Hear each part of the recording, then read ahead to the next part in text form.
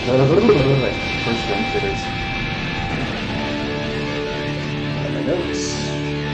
Gotta wrap up the collection of this sweet intro cutscene.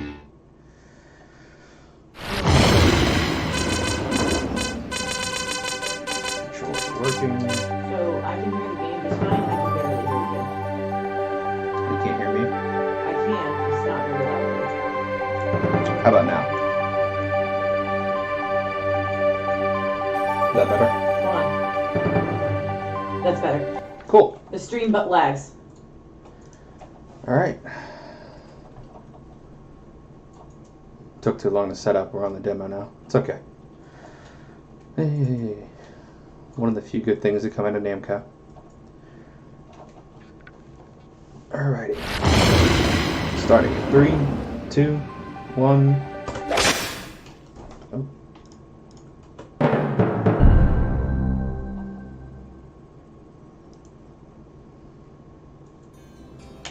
Skipping.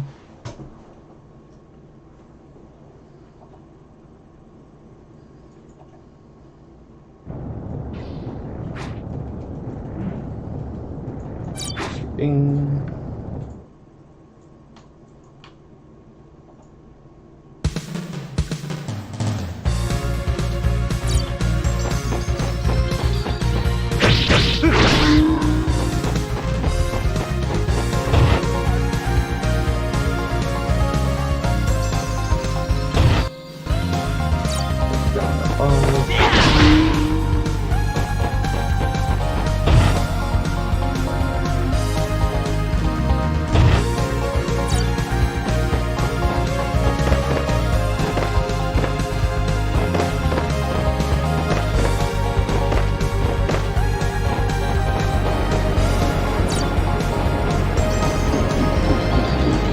I already know how to dash.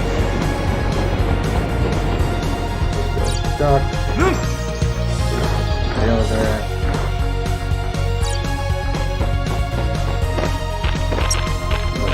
That. Oh, lift it. Let's go.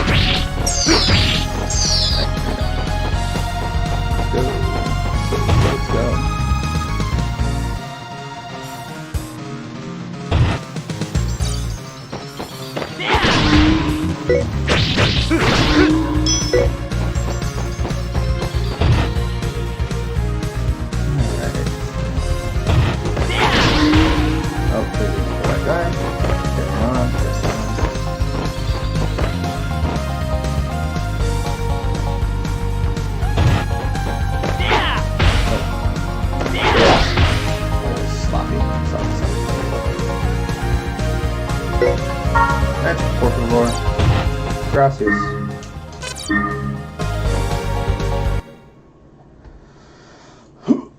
Alright. Have the tutorial.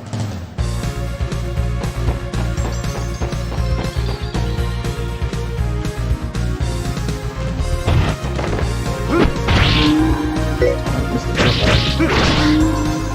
I'll come back to fight in the butt.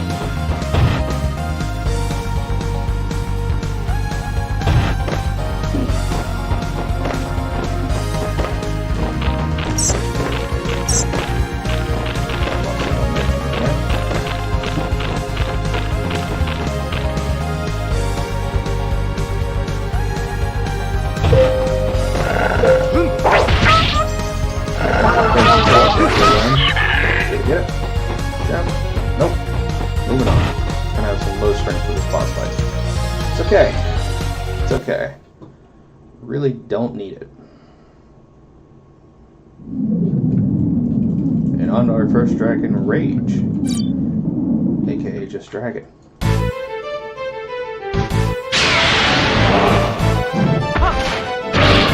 Fireball.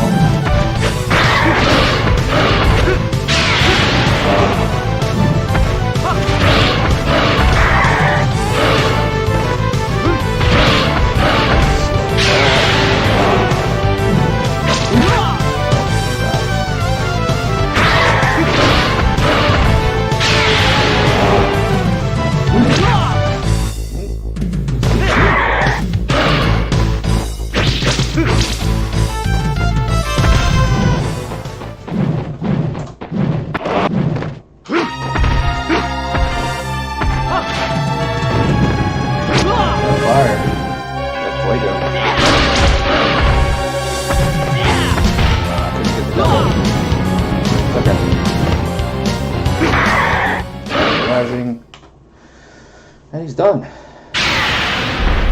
And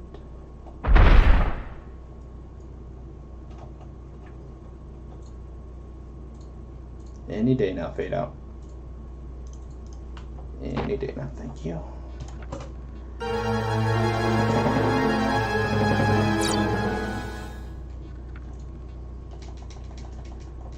Switching all this. Yep.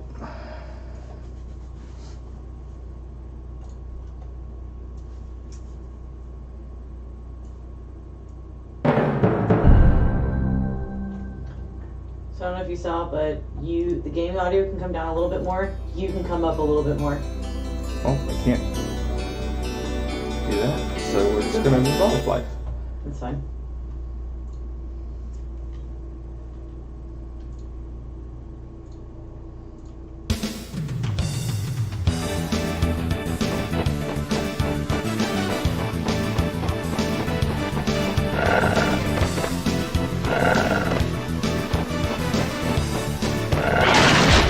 Bunch of bad doggos in here. Jumps are what I'm trying to avoid. Sharp archers. Keep running.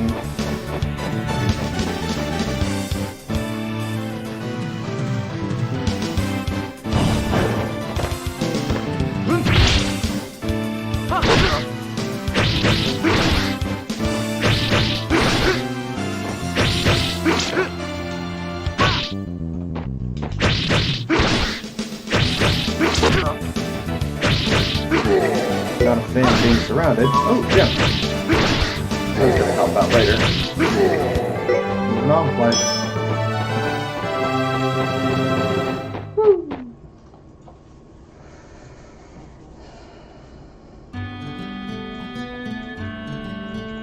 Sorry, Caroline, gotta go fast.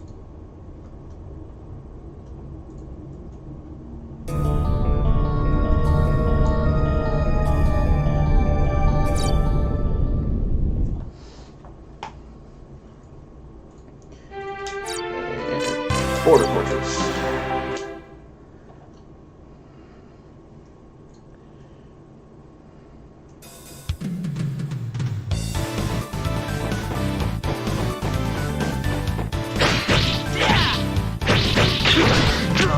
Cheap shot.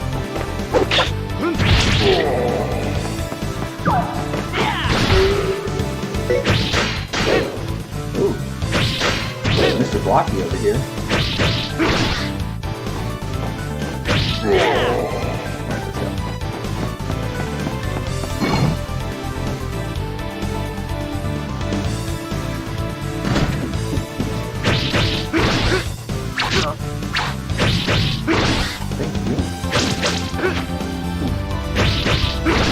Lining up so nicely.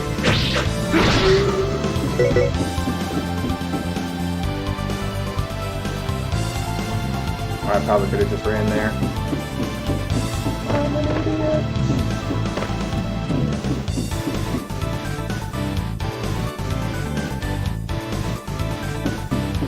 Losing time. Dumb stuff. It's okay.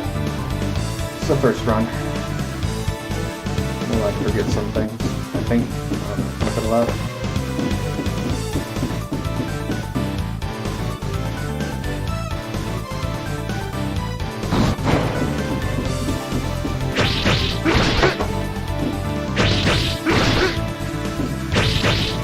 I'm actually doing these backflips for safety because these freaking rhinos like to be mean and use those back to the counters.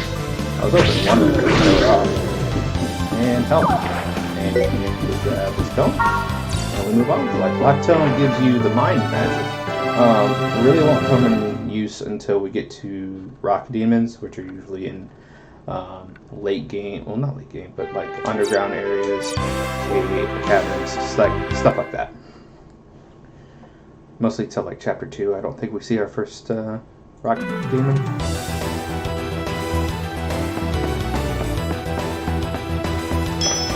We're gonna kill these wasps just because there is a chance to get a gem drop, which will increase more damage. Nope, negative. Moving on.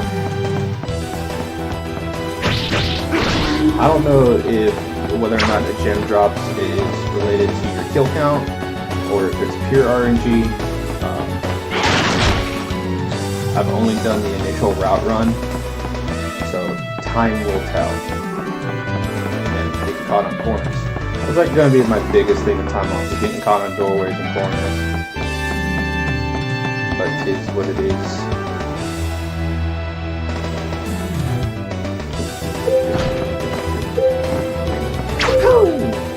Lucky shot, guys! MVP over here. Give that orc a raise. Hey, there's a gem. Strength up. Now, gems you don't carry with you. And when I say carry with you, I mean as the game progresses, there will be heirs and descendants. And you pass down artifacts you find, like family heirlooms. And each subsequent generation gets an inherited heirloom, or a set of them.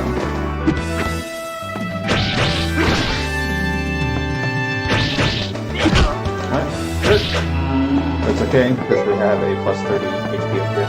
Full health. Swag backflips. There we go.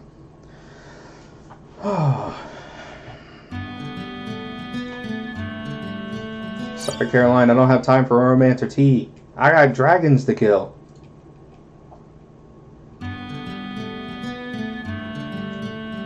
I said no tea. Alright, we're going to take the road to Rax's here just because, oh yeah, after our mandatory shop, we're going to break this guy's heart. The shop keeps never going to change throughout any of the generations. Yeah, he's always going to try to sell me junk. Mostly MP, and it's always before like a big area too. And I'm just like, no dude, I'm a hobo. I don't pick up shiny stuff. No valuables. Sorry. I mash all I might. I can't quickly get through there. Road to Rax's castle. Funnily enough, these two choices you can make are darn near identical in time it takes to finish the levels. The reason I took Road to Rax's castle as opposed to the other route is because mostly now, the other route puts you in an unfavorable position in the next level. So if you take the underground shortcut that Caroline tells you about, it will put you in basically like the dungeons of Rax's castle, and it's just kind of annoying to get to those areas. Whereas if you take the road, you end up at the front gate and you just cruise right on up. Slip on the tail, swag. I think we can, yep, with our addition of the gem, we can double slash orcs and move on with our lives.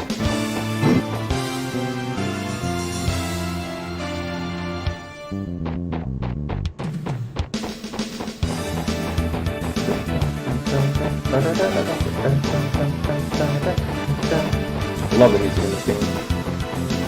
Even if it's dated and 90s as hell, I still love it.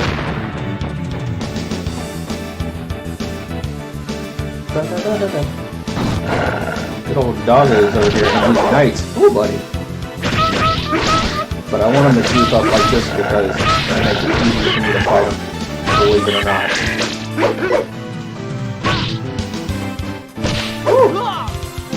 I forgot about the blocks. Sloppy.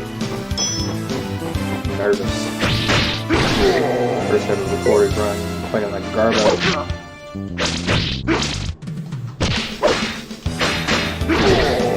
MVP tryhard over here. Run, you can make it. There's like a health pot way over here. Got it. Sweet. That's a slight time loss, but it's going to give me safety in the next segment. Rax's castle.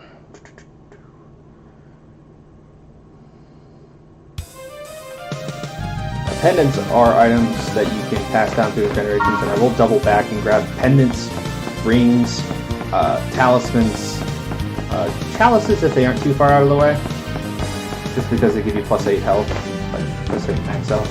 The only enemy that you need to kill here are one of these archers. I just need to kill the right one. I can't tell if it's random or not. Oh, thought it was an archer. Man, these knights are just not cooperating today. Nope, not that knight. It's always the last one.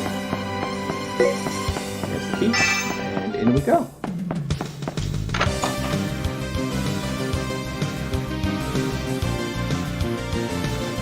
Now, I hear rumors that there's a princess in this castle that needs saving, but we don't have time for that. Saving people's stuff, so we're just gonna go and run, go forth and make our boldness known.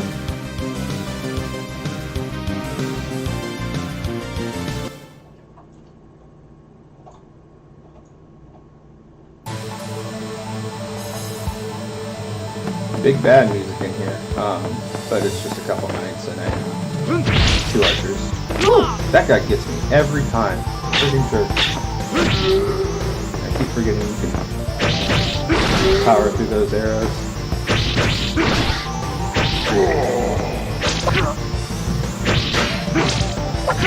Man, this guy, tryhard MVP.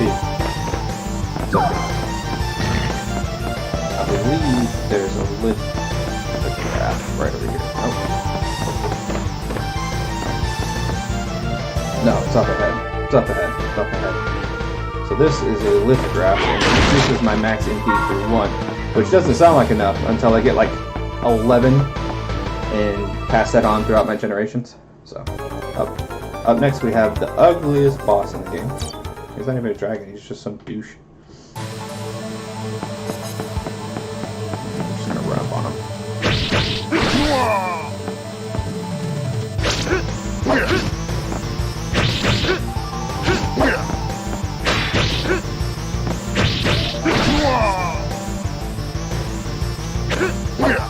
I'm just gonna be rude. Disrespect.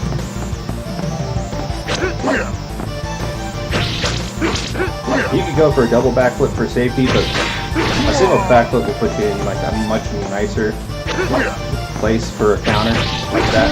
Try to push yourself up against the wall. And near the end, he gets really block happy, so I just like to disrespect. Good old Fuego. And that's Volor. Not bad time so far. On the Alchemist Tower. Forgive me here, I'm just taking something off my keyboard. Access that spacebar. There you go.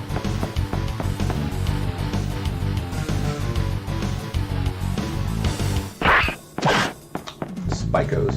I could try to jump over them, but the hit is never worth it. Like never. And I always end up getting hit anyways. So, you can try to take a damage boost. I kill these guys just because the gem is super nice. We're going to run past this card. He's going to come at me real hard, and I'm just going to ignore him.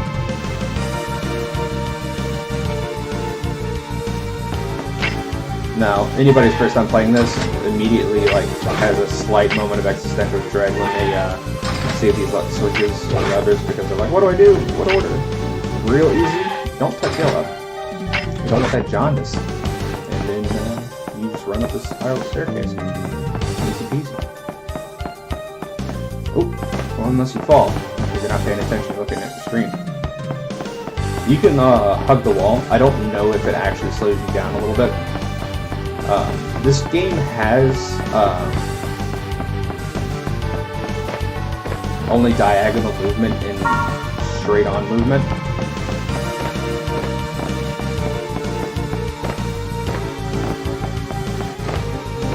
So.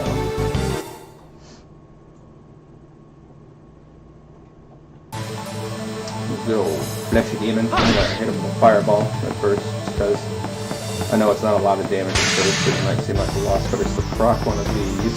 And I'm going to try to go for a knockup combo into another triple class. Because iframes are insane. We need that. We need that spray. We need to give time to get out another one. We got him. We got him. I grabbed the magic here just because I can only effectively get off like 2 heals, and if this goes bad, So I like to bait him out after going for the initial. I like to turn my back to him to encourage him to run up to me and try to slash me. But he likes to do that sometimes. Try to get behind him as best you can, or catch him off guard, just because he will like to block you like that.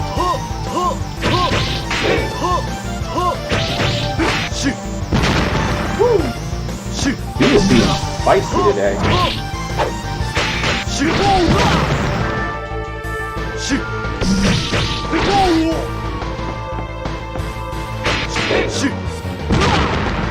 You're being extra spicy.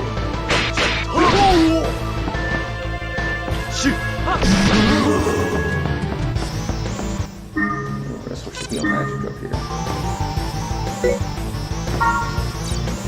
We got thunder magic right there. I'm gonna pop off. That fireball's gonna cost me a heal, but it's okay. Oh, there's Raymond. I'm being extra awful about my splits today.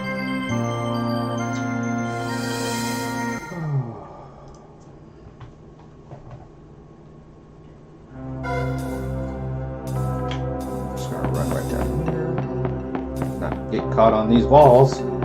Gracious. This block. 2. You can actually let go of the buttons for holding onto the block once it starts moving. The character will automatically release once it moves.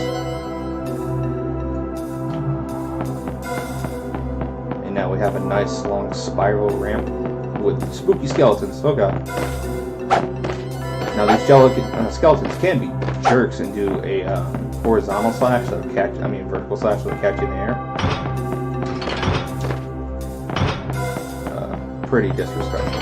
I like to grab this chalice here. And this net for safety. Also because I need to wait for that for the wind up anyways. Grab that pendant and max out. I really like how you can drag out your jumps. Oh, crap. No. It's okay. It works out now. So mushrooms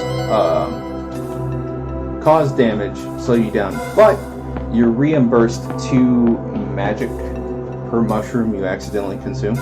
So it's not all bad. I kind of needed... it works out just because... I needed that anyways, and I am going to go ahead and do this puzzle in this room, just because the lithograph and the magic top-on outweigh the time loss, in my opinion. So we're just going to pop. Oh, darn it. I popped a heal when I didn't need a heal. But it's okay. There we go. And we're basically up to 2 heals. It's okay. Everything's fine. Now we go back over, grab this right block.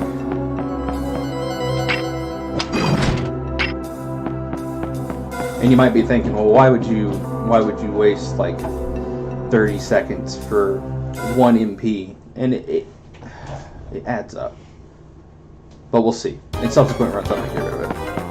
We'll get the fight bull up again. Much different strategy than last time. I'm gonna run up to the side here.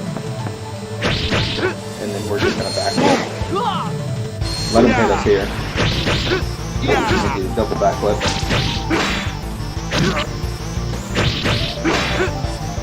And basically after every combo we're just gonna double slash and backflip. Try to get in 2 hits.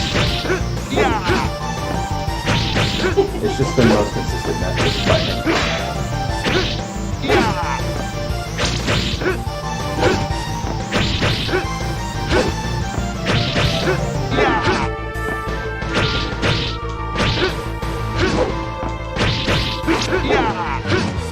You can be quick about it if you try to get greedy for a 3rd slash. You just have to be like if you have like 3 frames to get that backflip. That's arbitrary. I haven't actually timed it, but roll up. Yep. And now we're going straight on to Titan.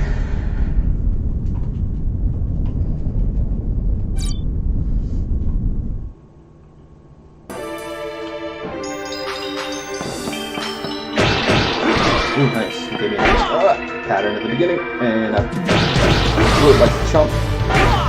Man, just taking hits. There we go.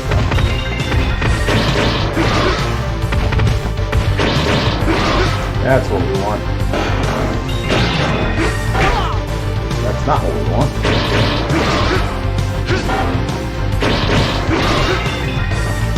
Woo! Not like this. We're gonna take a heal. Because... you can't. Power backflip makes you stronger than your fire blast. And phase 2. I can hardly ever dodge that. It's just annoying. I could jump over that, but he hardly ever gives the time to follow up.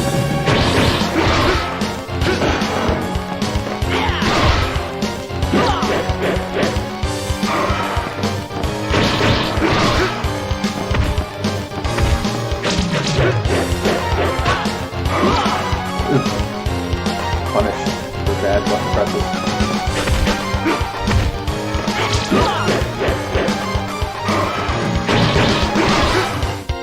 Disrespect. It's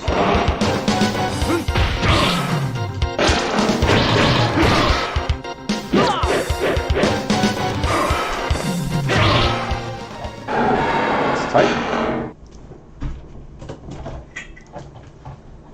Yeah, 2607. It's not the worst.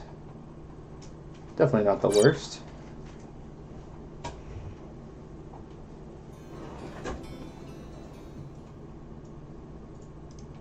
And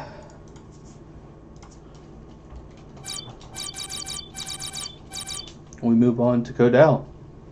Yeah, I know I'm kind of quiet. I have to like eat my microphone if I want to be loud, and I don't want to be loud. Or maybe I do. I don't know. I'll have to work on the sensitivity and settings, but for right now, actually, yeah, let me just turn up my gain a hair. Is that any better? There we go. I'm here, I'm queer, get used to it. Not really. My lovely wife is sitting right behind me. So, Codell is the second in the line. He is Clovis's son. Clovis went back to Caroline. I know you saw it for like all 2 seconds. And had a pirate thief son. Because he's kind of an absentee dad. Fighting pirates is kind of what I do to make a living now. Pretty sweet nautical themes here. We're just gonna kill the one big guy. We're gonna ignore the small pirates as much as possible, unless they just start hitting me too hard. Or we could just outright murderify them, because this guy has iframes for days. Don't need that perfume.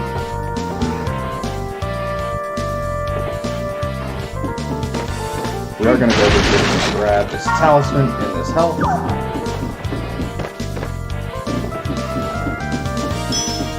Talisman to increase your defense, that's going to be pretty freaking helpful coming up. Just because talismans are passed down to the generation, there's not much in this game that actually gives you defense. I'll have the corner right here. I can get around these traps. Now, if you notice the fighting style, and I haven't done the triple slash too much in this run, but each subsequent generation, the Dragon Valors kind of adapt their own fighting style depending on the upgrade.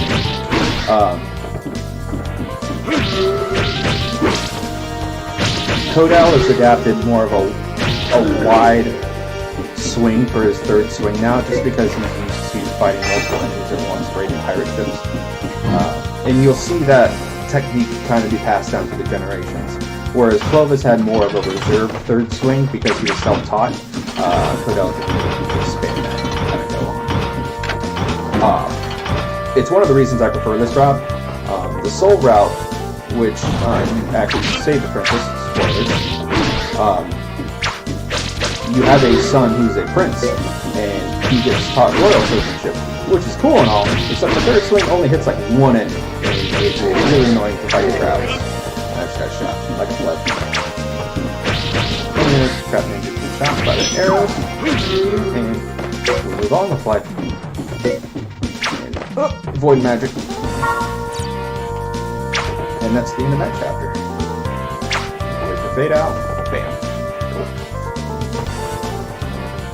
So this yellow and purple girl there was the pirate captain's daughter, Fauna. We're just going to take her and roll because that's how we do. Because when you want a girl, you just kind of roll up and be like, yeah, you're with me now. That's just how that works. Welcome to the canals. They have piers. And knights. Ooh, knights. I knew that was going to happen. I decided to push for the damage anyways.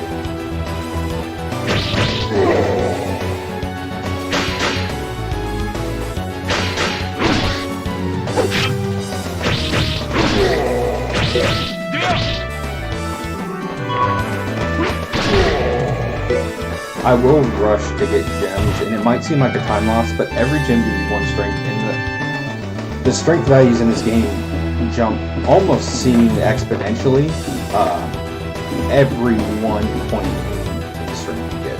Like, you can go from killing stuff in 1 strength to killing stuff. I mean, go from killing stuff in 3 strengths to 1 to 2, so on and so forth. I'm actually just going to spam Impale here, just because the starfish is rather annoying. Got the big guy right there. We're just gonna move on with life.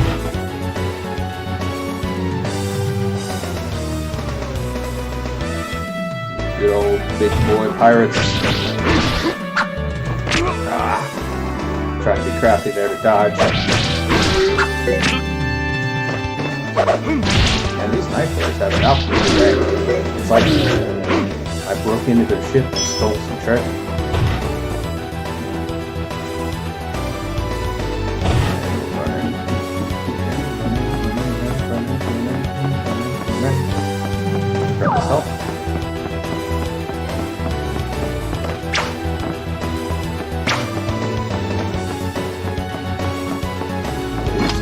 Move on with that.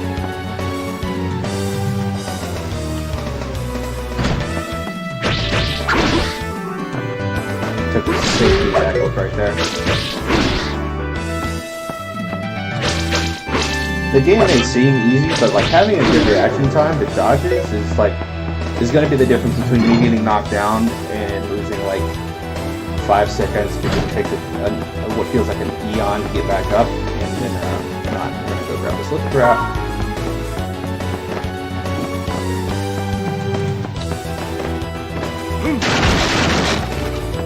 I should have topped it off right there. But it's okay. It's all alright.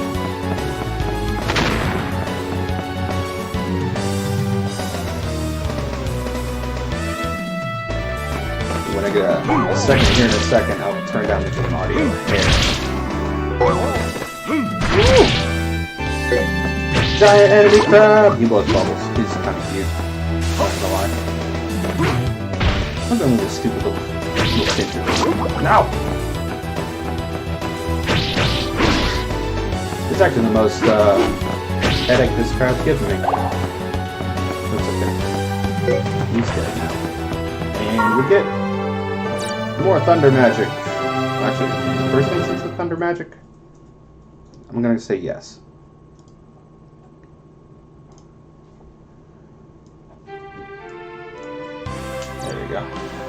Into Kadum City.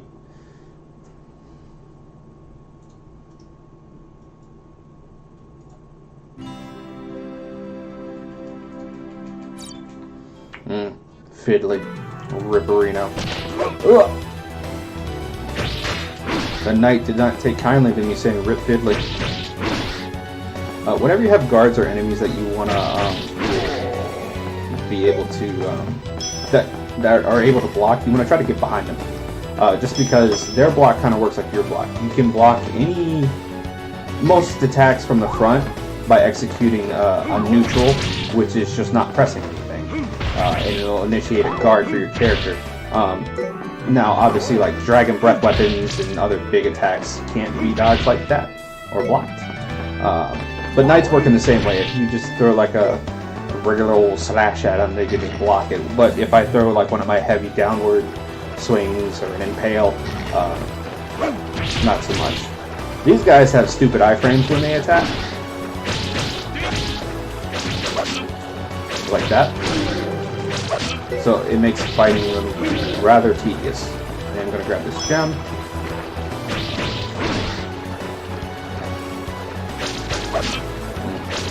Just going to power through that. I believe there's health right here. And we're moving on. Woo! Spikes!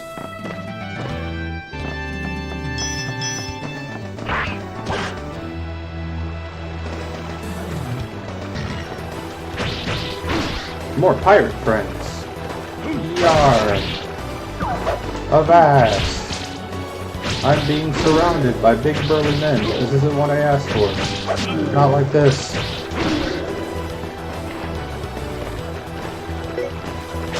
I forgot there's something over here.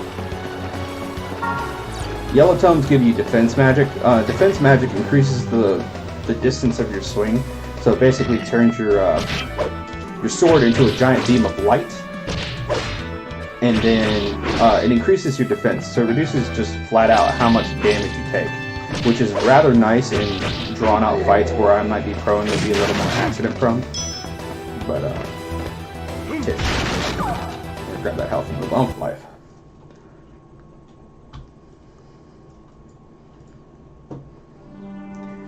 And in this cutscene, a spooky ghost comes out of the knight's armor and grabs that girl's soul. And now her dad's here to avenge her because he's angry. And he likes to be a runny boy. And throw explosives like a jerk. Because I guess that's how you pirate. You also laugh at her.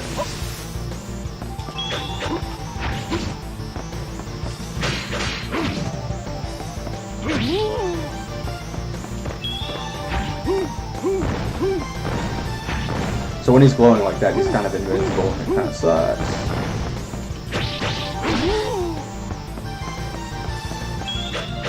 Try to go for that back swing there. Oop.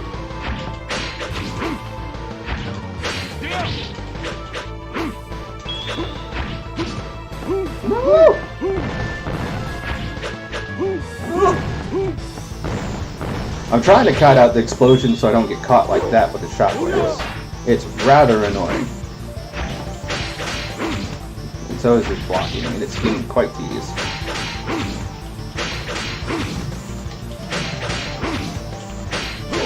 Man, he is not liking me today.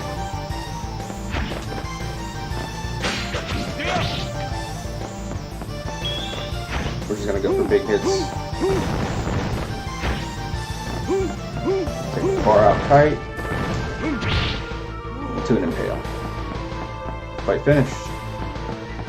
Ooh, that was annoying.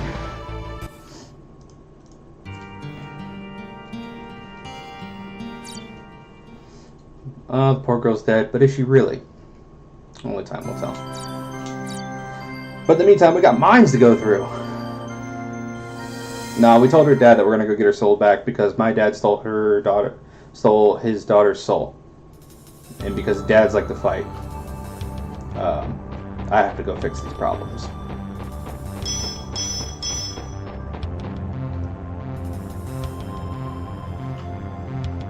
These are the most evil-looking slugs you'll probably see in any game. I don't know why they decided to design slugs with teeth. Not cool. Do my combos give me iframes? I friggin' wish. They do not. Now, however, the backflips give me iframes. So,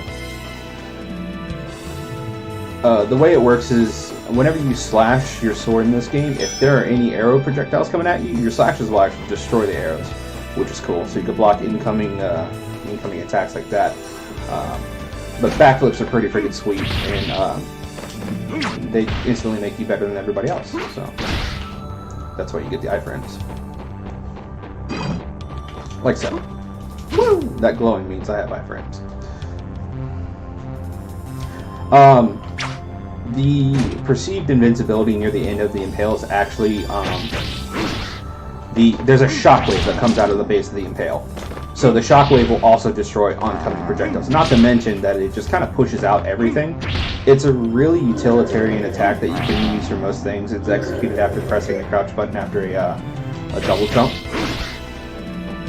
However, it does have its drawbacks. Until you get a faster impale from one of your descendants, it is slow as hail. So there's that. And we're just going to jump up here. And I tried to cheat the system and I didn't jump far enough. There we go. And grab some safety health up here. Just because Robbery just decided to be a jerk. And grab some magic. Move on with our lives. Now this room is full of zombos. I'm actually going to push this one out over here. Come on guys, group up for me. There we go. I will take an impale if I can hit 3 enemies at once.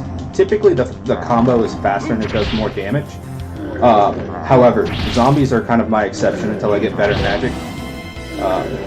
Once I get healing magic level 2 and 3, I can basically one-shot any undead creature with the aura created from the heal. Level 1 heal obviously doesn't do that, unfortunately, though. So it's just kind of like... jump speed won't fit, like... That room's slow. Here is my least favorite room. This room gave me some trouble during routing, just because you kind of get off-screen. I'm actually going to use a D-pad, just because it'll give me more right angle control, as opposed to the stick. And I believe this one just, yeah, that bullet came flying out of me nowhere. Now when you get hit by these, you go flying like 1,000 miles an hour off those platforms. You have to redo that entire platforming segment. It is rather unpleasant. And we did all this to press the switch. Now if you line up right here, there we go, and go all the way over here, we get a chalice, which don't get passed down through the generations, but give you +8 health. It's really hard to pass that up. And I believe up here we're going to have our first rock demon. Rock demon, say hello to mind magic. Mind me. We're just gonna... And we're just gonna generate some mines and move them into them. We're gonna cheese the hell out of this fight. Who knew explosives were rock's only weakness? I sure did. I will say using some magic actually gives you iframes. I know popping defense magic, the animation takes forever and a day. However, it does give you like insane iframes. So if you are really getting your world rocked by a boss, popping a defense magic, no shame in that. Lizard folks. Now that attack may seem slow, however it does have the wonderful attribute of instantly stunning an enemy, and when I say stun, I mean that it knocks them on the ground and makes them open to a free attack, which is super sweet. It's basically like a combo extender. So we're going to have to move these almost all the way over here. Mushroom guy, he's gonna spread his spores. He just needs to get some of that procreation done.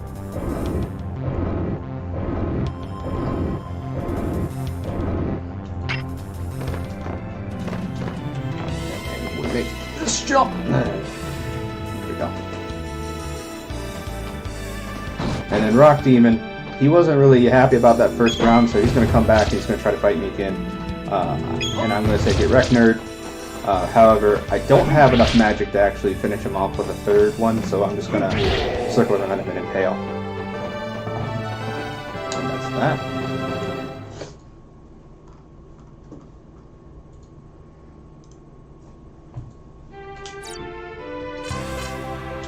Go into the forest.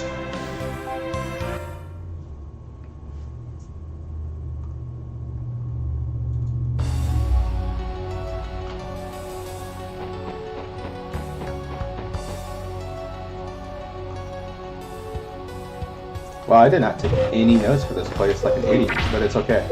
We're just freestyling. Nothing really of concern here. We got orcs, we got some wisps. It's mostly just fights. Cheap arrow. Ow. Just gonna break some of these boxes here because I remember some of them containing health. I just can't remember which ones. So we're gonna lose some time doing that. Mostly just because I'm not good at routing. So it's unfortunate, but that's what happens when you don't take your notes, kids.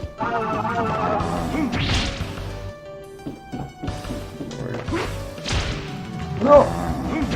The iframes on the zombies going down is insane. We're gonna go back for that gem.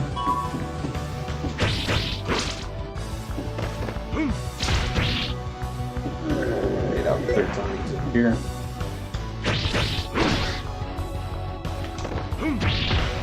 There we go. Now we can triple slash into impale and avoid the whole I'm splitting in half and invincible forever. I'm aiming to get around a 330. I'm more expecting a 4-hour run for my first run because, I mean, let's be honest, it's my first run. I'm not expecting like freaking miracles here. So we'll see how it goes. I'm skeptically optimistic. Got stabbed. And right there, you're just seeing how sweet that that stun could be.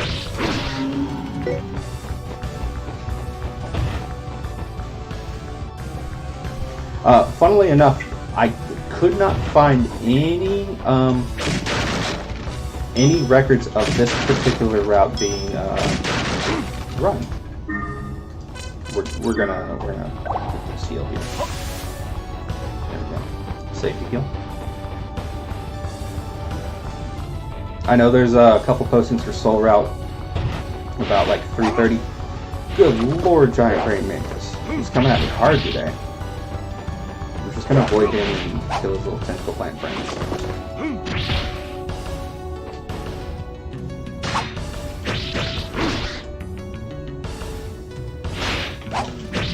Thankfully, their jump attack can be blocked relatively easily. There we go.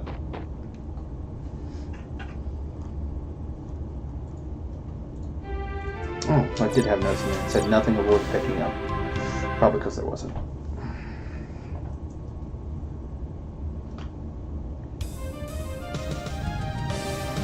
I will go ahead and grab a magic pickup right up here.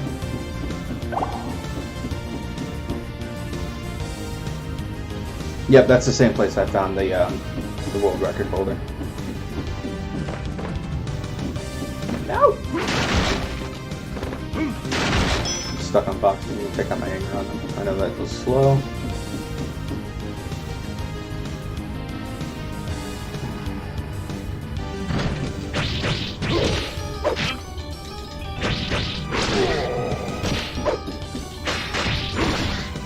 I love the back half of that triple swing that Kadum has. It really is kind of the bread and butter of his linear passage point. It makes group fights so much more pleasant to fight. So up here we just have another lithograph. This will max us out at 20 MP. Totally worth it. And it's not even really out of the way, which is great. The Athos route actually splits off from this route. I'm looking to explore routing that. Nothing yet, but it's a possibility. So this room I actually don't need to kill anything. I'm just going to run around and press switches. Get the hell out of Dodge. Because I signed up to fight my dad, not these guys. And there's safety health right here anyways. So do not skip this room if you are running this route. Let's open the door. I know hurry on sounds like the speedrunning route, but no. That's apparently what the sound your soul makes when it's torn from your body.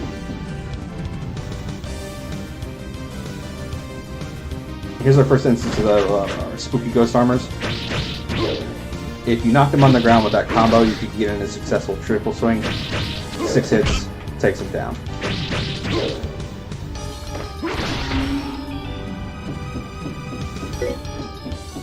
And here we pick up ice magic. Ice magic is not going to be our family's lineage magic trait. We get up to ice magic too, but it's really... Their ice magic really doesn't stand out compared to the other routes. It has a place, just not in this route. I'm going to get the safety heal to top off my magic so I can get 2 safety backups just in case.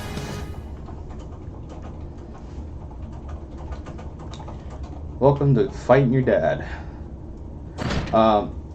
Clovis has all of his old skills that are a little beefed up, obviously because he's more seasoned.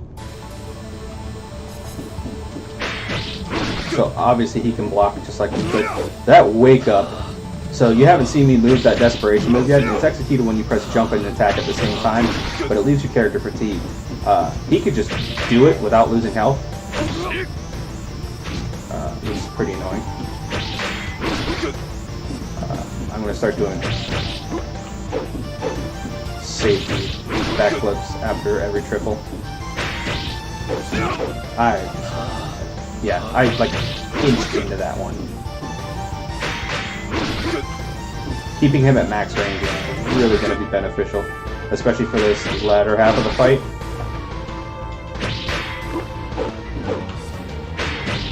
Just because he gets to really happy with those wake up counter supers, and it is not safe at all, especially since I'm not picking up any extra equipment. There it is.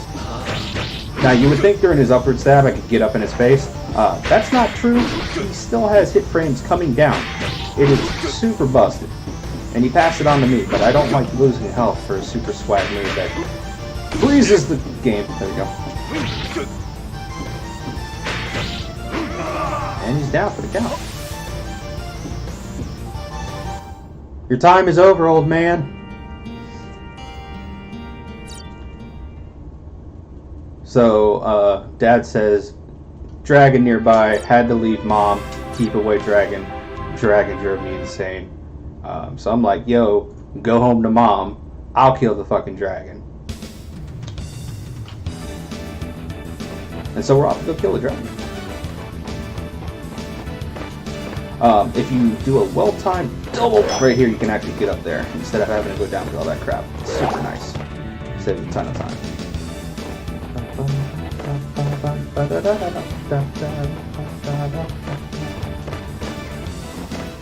There's nothing really in any of those crates down there. There are mushroom folks. I'm being really slow about this. Here we go. We'll grab the safety health because I've been flubbing out. There's some angry doggos down there. We don't want to say hi to them. They're bad puppers.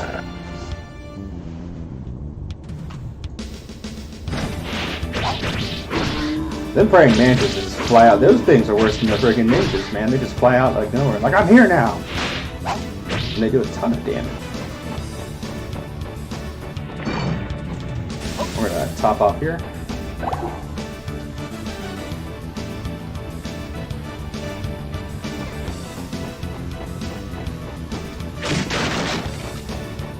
Chalice here.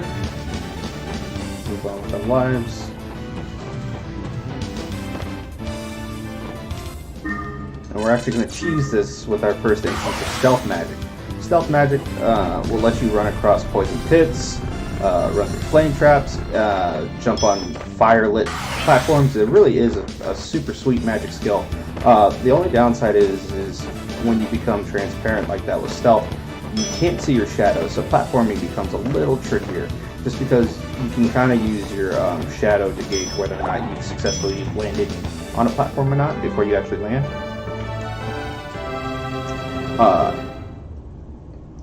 I am going to attempt throughout the other categories, just because I would really like to make a donation incentive out of running this if it ever gets submitted to GDQ. Wow, I never hit my timer for Clovis. Wow, I'm an idiot.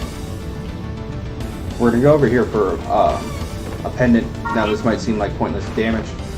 It is, however, largely necessary.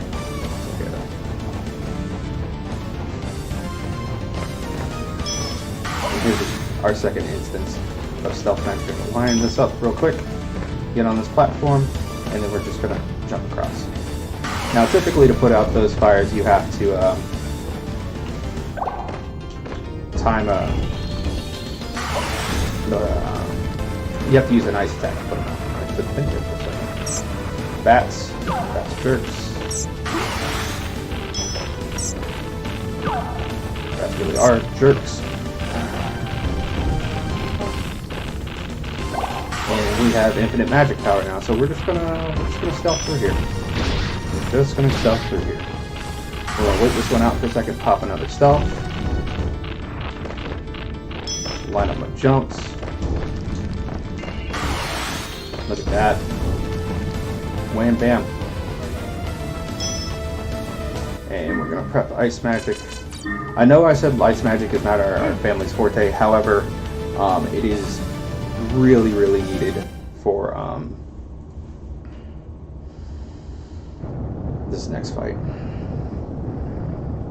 So this is the dragon Inferno and Hellfire. It's a twin-headed dragon. Now, their gimmick is they are constantly on fire and you cannot touch them with physical attacks. To circumvent this, you have to use ice magic. I pop an Impale just because I like to hit them both at the same time. It makes fighting them a lot easier. Let me get a decent amount of damage. Ooh, they are feisty today.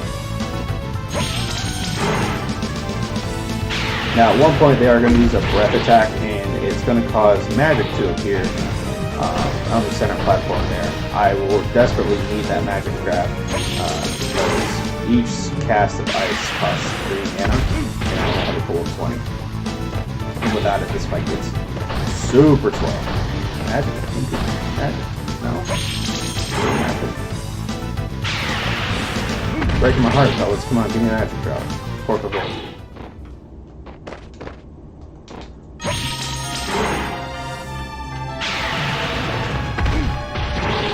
Oh boy. Come on. Show me some magic glow. There it is. And there's the fight.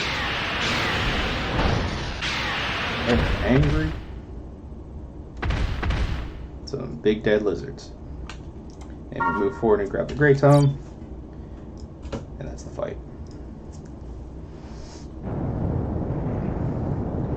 So we say our dad was crazy for fighting these things for a living, and we go back to see him and the girl whose soul we rescued and her dad.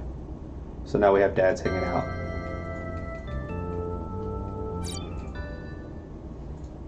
Daughter of Pirate is super happy that you rescued her soul, and you two marry and have a bunch of seafaring family members and a son named Phillip. Phillip's where the run really picks up. I really like playing as Phillip, just because he kind of expands the tech out. He gets a ton of magic. It really, you start to see the growth in the family.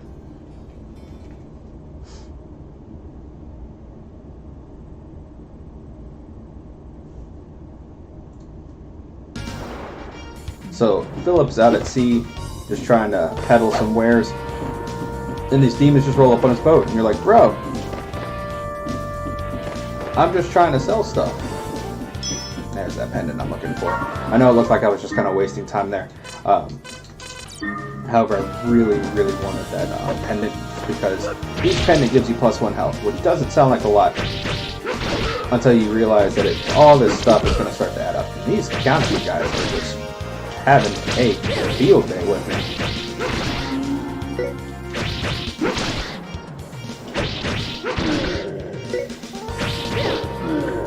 The good old, if you've noticed, his stun tech has now turned into a backhand slash. Really cool stuff.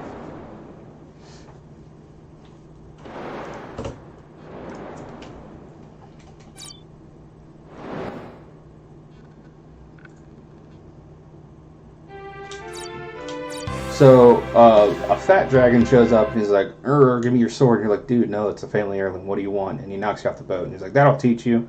You're dead now. He's like, I'm a sailor's son. I can swim. You also end up apparently killing like 20 sharks on your swim back to shore. You don't remember. That's pretty badass.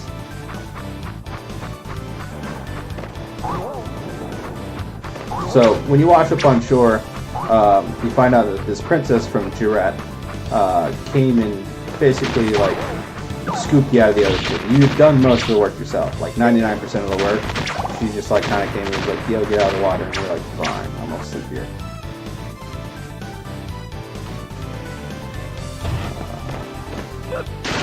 Here we have another chalice. Now notice Phillip started off with like 23 magic. Like I said, the lineage in this game, each successive generation gets stronger. That hornet's going to be a problem. Hornets are jerks, just like in real life. Oh man, this hornet is giving me a run for my money. Any gems? Nope, we're moving on with life.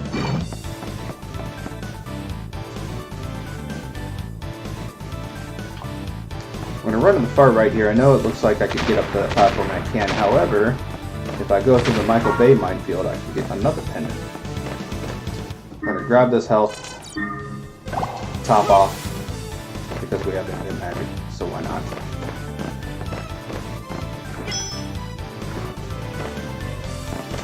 I probably could have routed it to go to the right instead of the left. I will have to look into that. Run.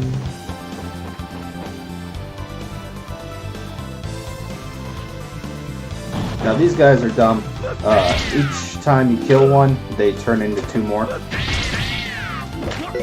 And they have a stupid attack that reaches stupid far, so we're just going to heal up between each hit because we have infinite magic.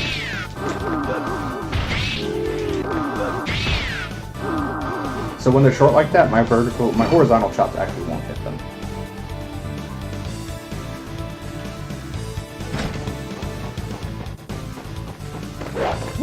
Tentacle monster, scary.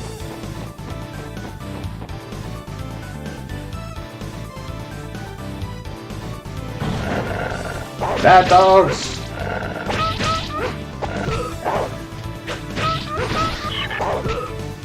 Man, these dogs are not having it today. Thank you, crossbows.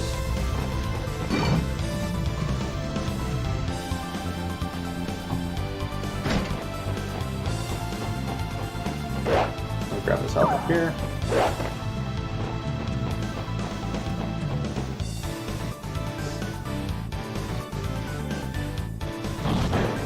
Fiddlies! Fiddly's got a friend now.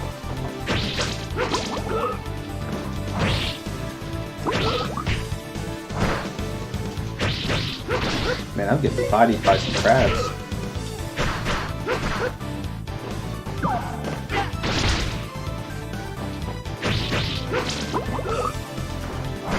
I stand in these just because it's almost quicker to just get hit and get a counterattack in than try to dodge. I say almost.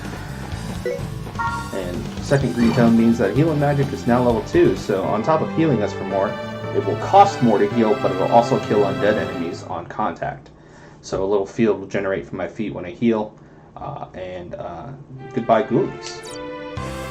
So now we're going into the rainforest. We're still trying to figure out where we're going in life, trying to get to a village. Just trying to find civilization. And to do that, we have to run through a rainforest.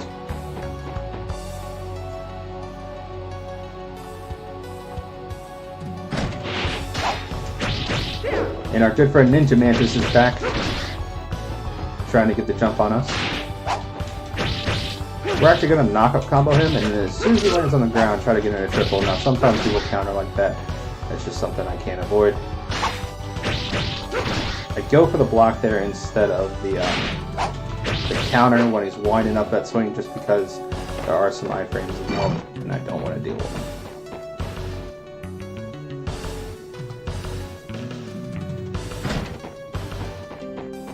Safety health. Spit the tentacle plants. We actually are gonna pop a heal real quick. And I know that seems stupid, but it's okay.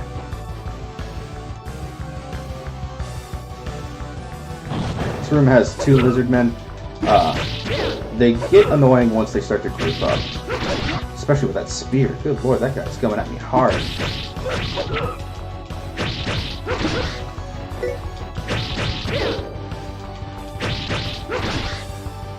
We're gonna go for an invincibility heal there.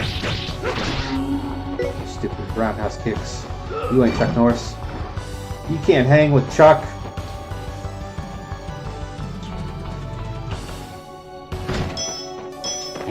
We're actually gonna head north first because we need to open a door to the right with a switch.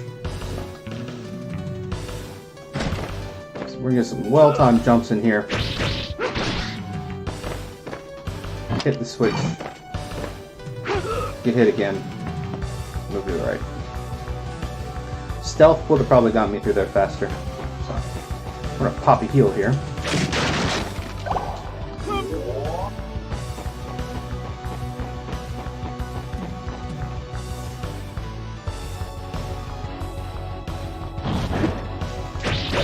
And this room has our favorite enemies, more lizardmen.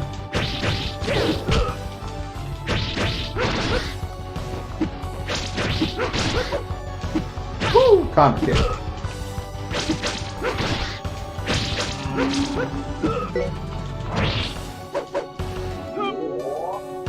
And we're going for the infinite magic here, and I'm actually going to go ahead and take a second and throw some Fuego.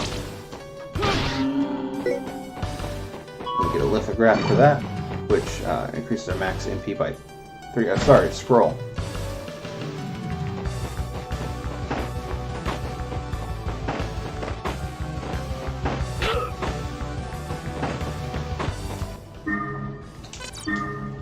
Save the heal.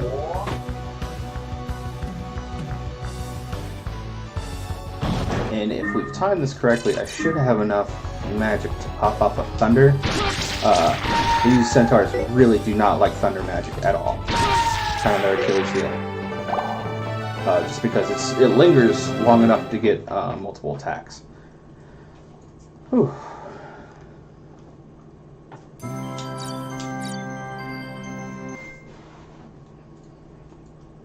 Unavoidable shop here. I'm just gonna kind of go in. Man, we are already an hour in.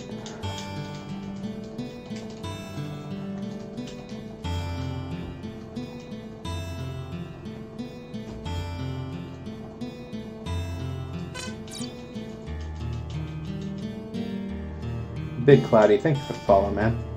Appreciate you stopping by.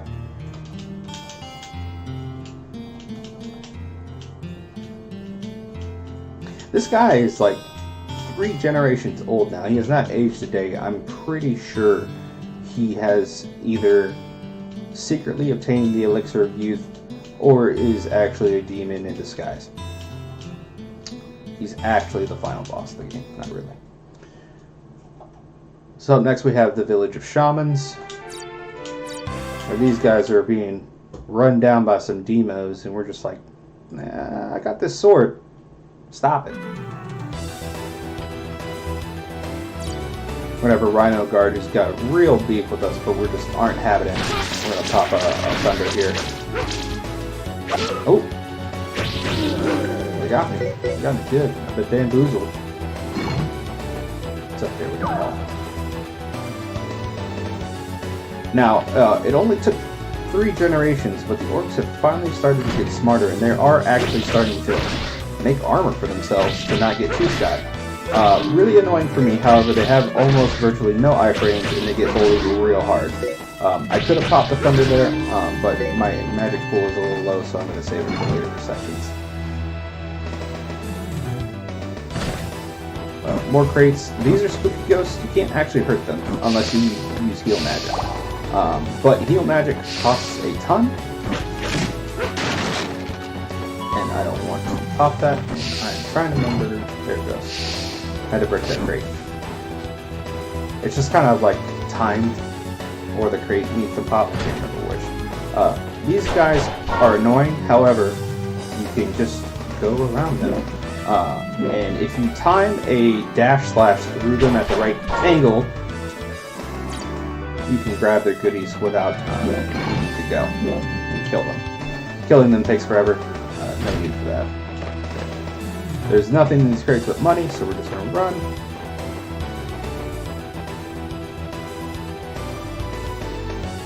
And here we got the introduction of sorcerers, who are glass cannons who like to peace out whenever they get hit.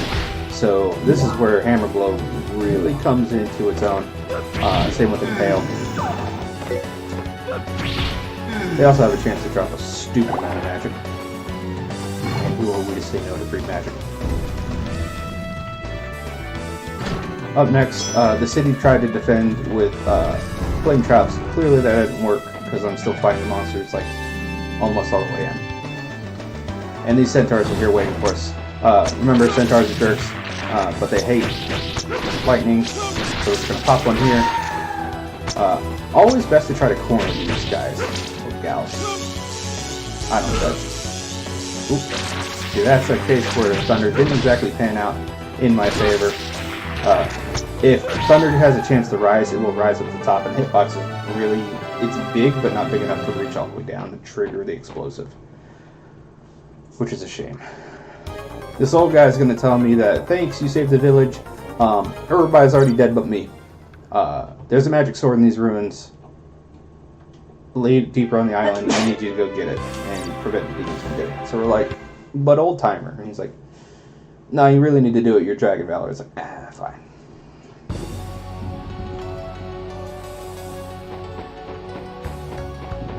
So, we're in the rainforest now. This is going to be our first introduction to a sweet item in most beat 'em up games.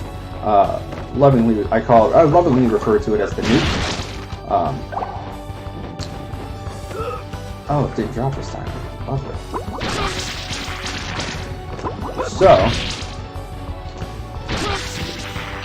no, never mind. I misread my notes. It's okay. We're gonna stop being stupid and move on. I misread my notes. And these code tools are being vicious today. There we go. Pop a free heal. Just free heals are free heals. Oh. And there's Thunder Magic too. So now here's where Thunder Magic really shines. You get 2 orbs with each cast of Thunder now, and they kind of rise up and fan out. But the other part that makes them shine is that they do a crap ton more damage. Each magic only has about 3 levels. So, Scorpions, Crystal Knights, really not a fun stuff. There's that bomb I was talking about. We're just gonna kill everything.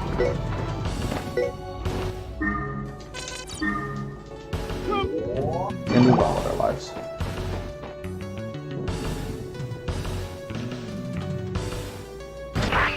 Woo! Spikes. Thank you for damage boosting me past the mushroom. It's actually probably quicker than taking the mushroom. Really unfortunate running into these spikes most of the time. Man, I'm on point today. Grab this pendant. Watch out for these fish. Get hit. Because that's just how quick we are. Other thing that sucks about fish is if you're trying to quickly break crates for health, you will auto-walk onto them instead of hitting what you're aiming for. So, up here, Half Dragon shows back up with Dragon Bro, and he's like, yo, Dragon Bro, kill this punk. He also kind of has a derpy Yoshi face. Pretty funny. But this is Thunder, the most annoying and probably the longest dragon in this route. He has iframes out the wazoo. Just iframes for days. Just look at this. It's terrible. However, he does get tuckered out whenever he faces himself. He's like if Blanca made it with the Yoshi.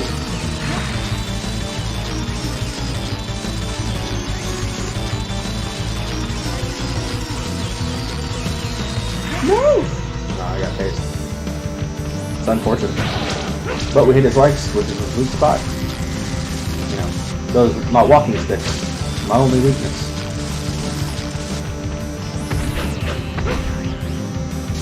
There's a waste of a triple shot right there. Roar, I am getting wrecked by this guy. He's just not giving me the time of day. He's kind of boxed himself in the corner, so we're going to take a second. prep to heal.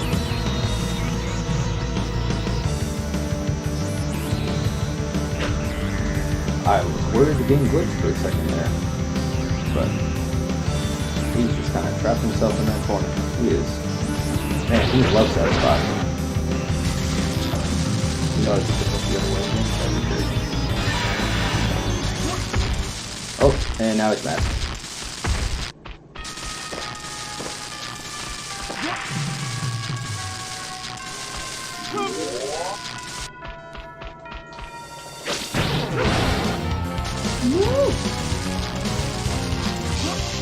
Man, I'm rushing up way too soon for those counter hits. Not wrecking me, losing a ton of time.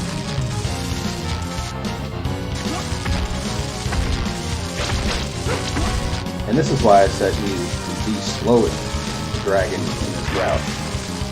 He just sits there and he does that. And I'm pretty sure it's almost entirely RNG dependent on whether or not he gets tuckered out. This is kind of a quicker variation of his other one.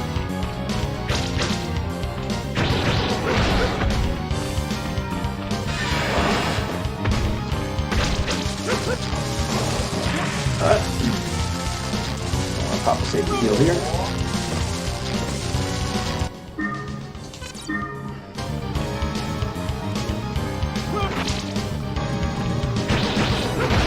Wasted a fireball.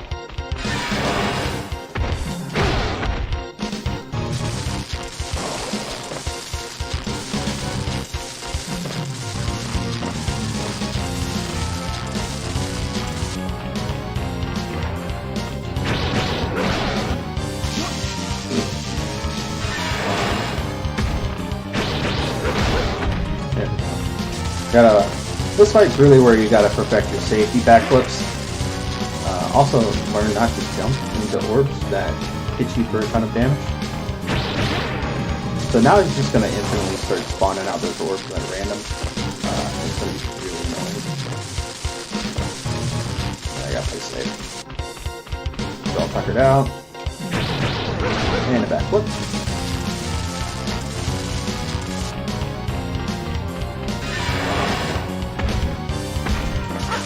Oh man, I thought you were going to be nice for a second. Let me hit you.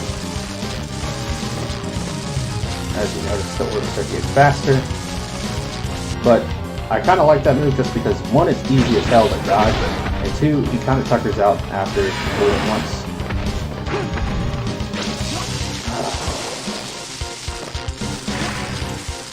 Taking a hit.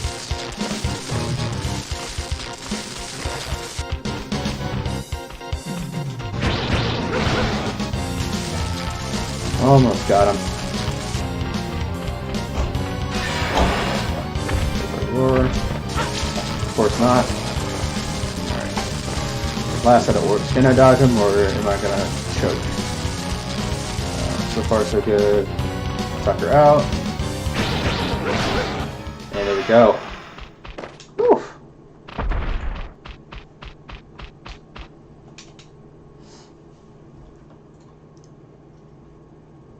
And that's Thunder down.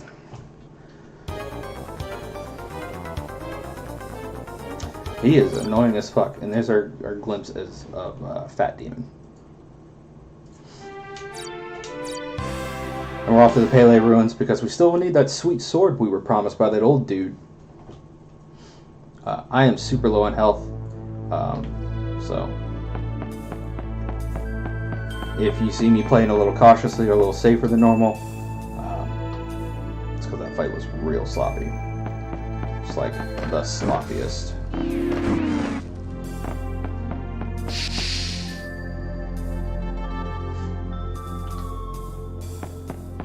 So there's two routes over here. We're going to take the north route just because if we try to go east, one, there's a giant blocking it. I don't feel like fighting him in. But two, we need to go get a key. Spooky ghosts.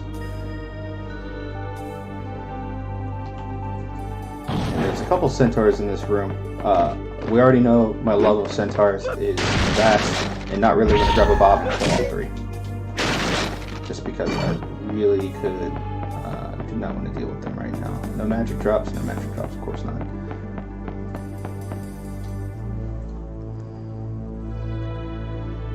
So down here we have a block puzzle with some fuego. We have to pull the block back. Now, however, I'm not going to pull it all the way over, just because if with a couple well-timed jumps, we don't need to swag. I am going to go ahead and push this all the way up, though. I would normally just do a partial push and jump around that, save a couple seconds. However, I'm super low on health, and I'm pretty sure touching almost anything right now would KO me. Now, a death is not the most terrifying thing in the world, just because if I die, I go back to the beginning of the level and I lose some money, but that's about it. The biggest thing I'm worried about right now is just these guys.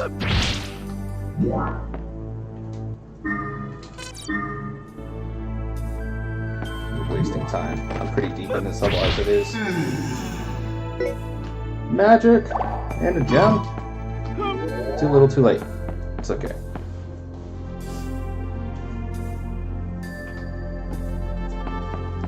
And here's the switch we need. I love how they put poison mushrooms right around it. That was just a little too late. And hey, we're back at the beginning.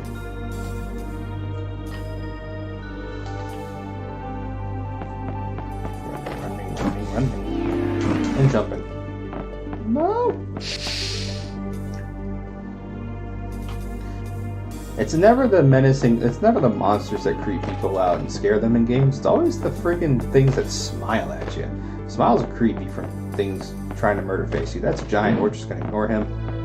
No we're not. Actually, I need to fight him.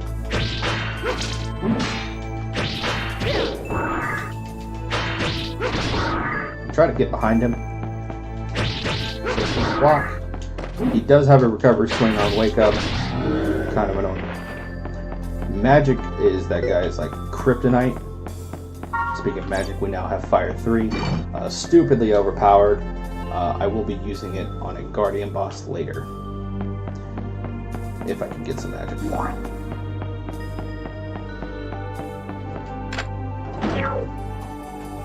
Yes, I know there was health there. I'll be grabbing it later.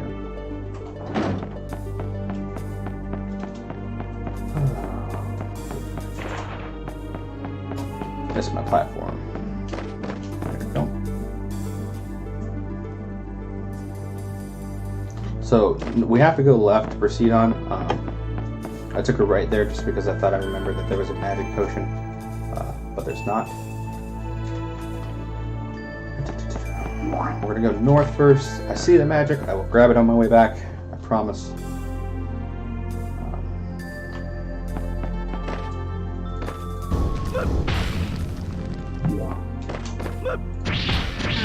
Another sorcerer. Good old Zambos. That one broke apart on me. Unfortunate, but it is what it is.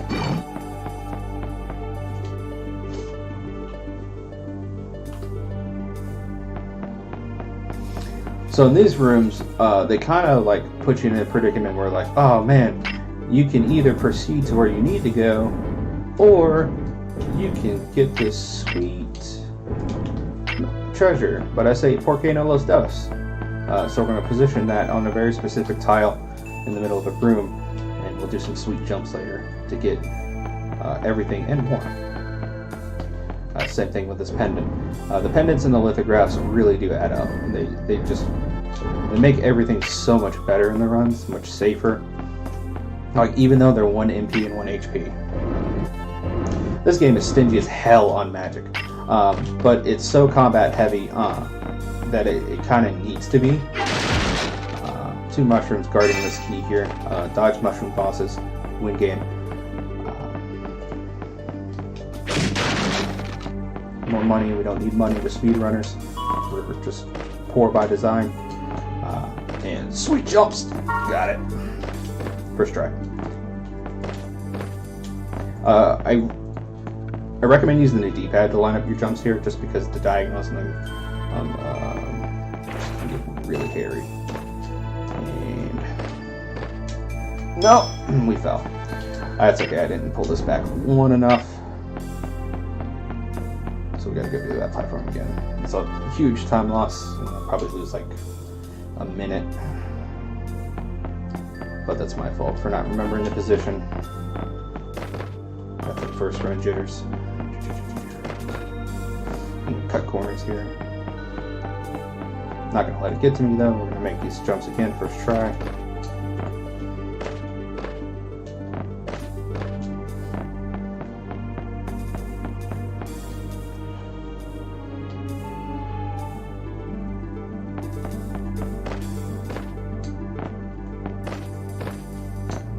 Got that lithograph. Alright. And I fell again. Wow, I am losing a ton of time here. We're actually going to go for a safety backup here. I'm going to push this forward again.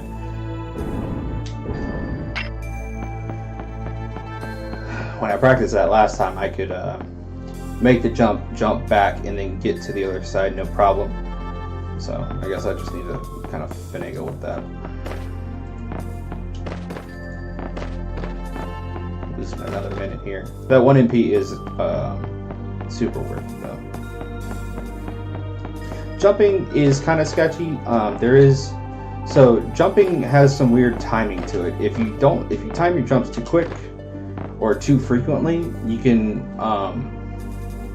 have a momentum loss. Momentum loss usually occurs when you jump 1 frame after landing. So it's more timed and it has a little more finesse than you might initially give it credit for. We're gonna wait on these. I know I could probably just go down here and double jump over them, but we're gonna play it safe because I've already messed up once.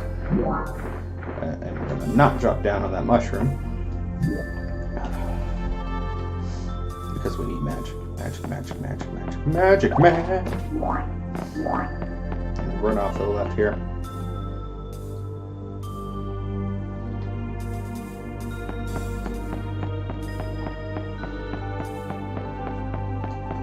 And I forgot that was just more money, so we're going to head back to the right.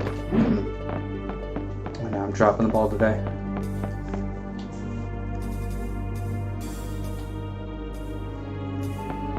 It's okay though, we're going to make it up. So down here we have that health. Grab that, and not get grabbed by ghoulies. I have enough for 5 shots of fire, I think. No, 3. 3 should be more than enough though, so long as they're timed correctly. I do have a backup just in case.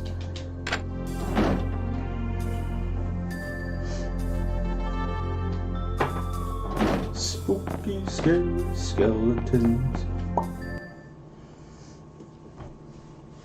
So this is the guardian of the magic sword.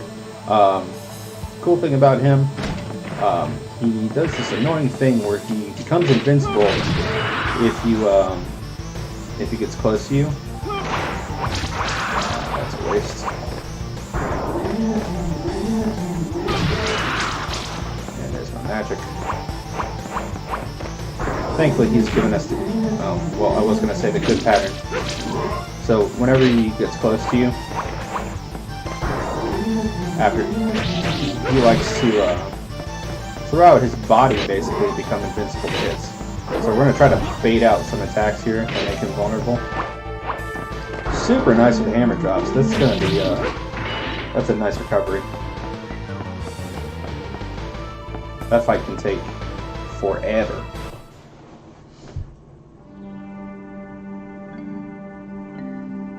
And now we have the magic sword granted to us by the junk guardian. We come out to the princess and her knight and our captain. We got 2 swords, and she's like, "Are you going to give me the sword?" He's like, "No, the sword chose me. So sorry, I can't give it to you." She's like, "Alright, well meet me on my ship." And she kind of explains the situation, that this cult is trying to raise this ancient demon dragon lord. And we're like, "Yeah, I still can't give you the sword." So she's like, "Okay, bodyguard me." And that turns out into you hooking up with the princess and becoming king of Jurat and having 2 kids. More plot here with dragons, killing half dragons. I love this route because you never really fight the fat demon. You have to fight him in the other 2 routes, but in this route you're just like, yeah, no, you couldn't kill a dude on a ship in the middle of the ocean. So we're going to do a disk swap here.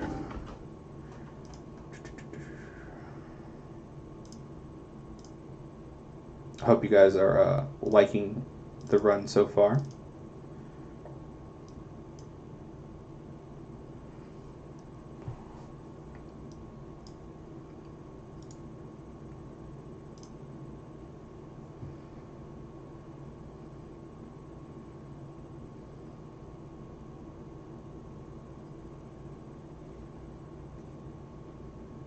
I would highly recommend playing this on a casual playthrough. It's very fun.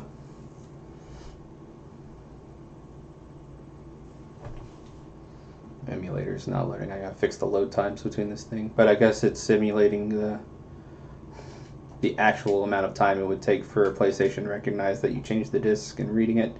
So I can't complain that much. And crap. I'll pause here just because it's not recognizing my controller. It does this every now and again.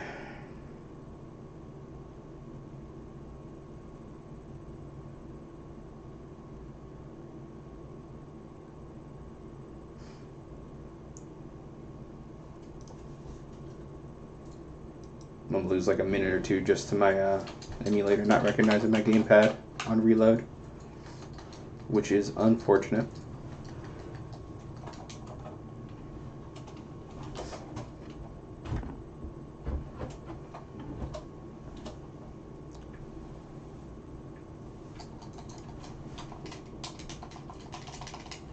Man, it is really not liking my gamepad.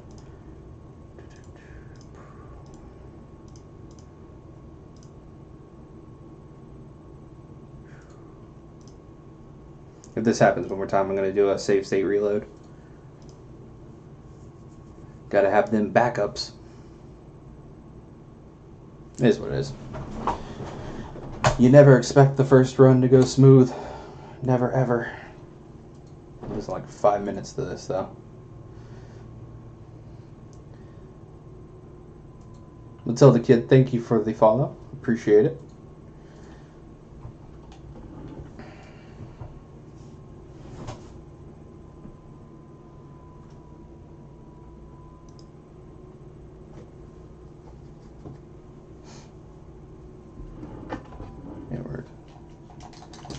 Man, it is really not liking my controller today. Quick unplug and replug in.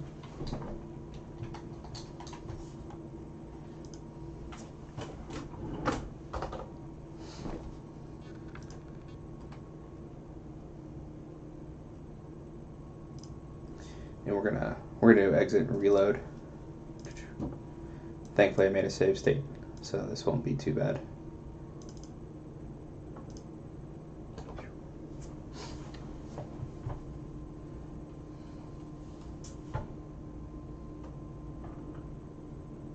No, the count is the clock is a separate timer.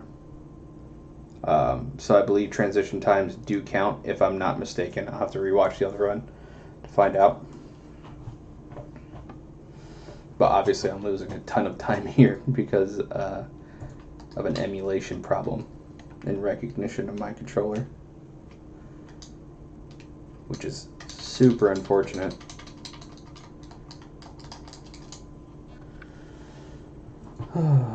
There we go. Come on.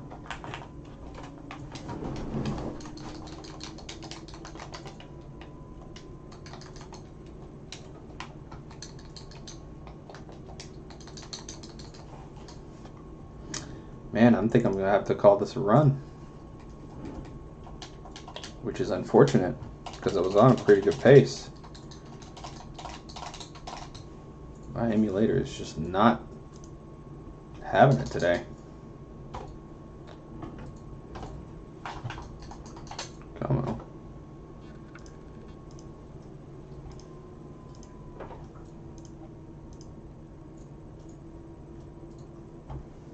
We're gonna try one more time.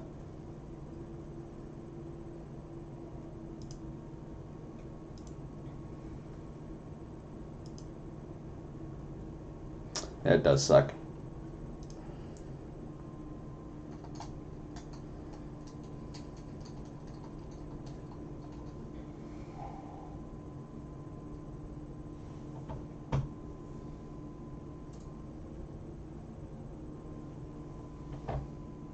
Thank you all for stopping by and watching though. It's been pretty fun so far.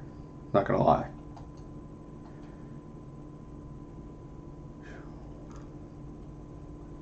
F it, we're gonna finish it anyways. We're gonna finish this. I'm gonna get this to work. And then we are going to continue this run. I'm not gonna let something stupid like an emulation problem put me in.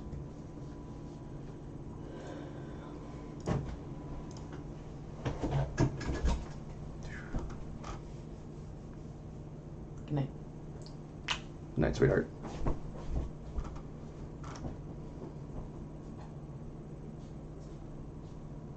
Crash pad handling process. I'll have to take a look at that.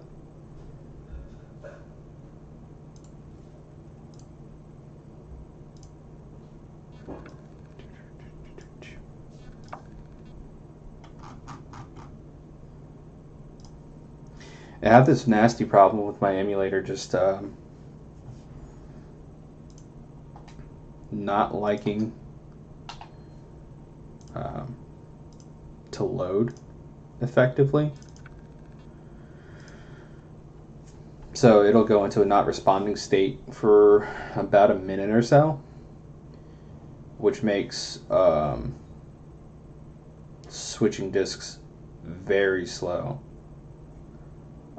So if I can fix that, that'd be fine. I'm actually looking to get a physical copy of the game in original hardware and running it on that. So for now, these are going to be emulated recorded times here soon.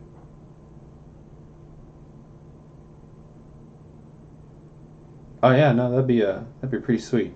Not right now, just because I don't have Discord open for the sake of trying to make this load faster. But hey, we have life. Run on. And I lost 20 minutes to disc changing boss. But it's okay. We gotta go fast. So now we're gonna play as Phillip. Phillip's heir. He actually has two heirs. He happened to have twins. A son named Mihail and a daughter named Anna. So right now we have the older Wilhelm, that knight that was in the previous cutscene, and Mihail here.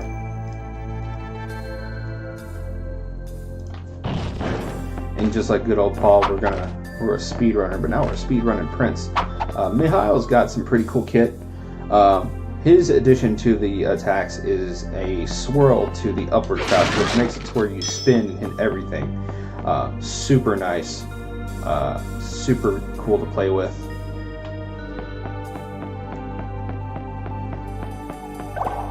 Grab some magic here. We're actually going to head east first.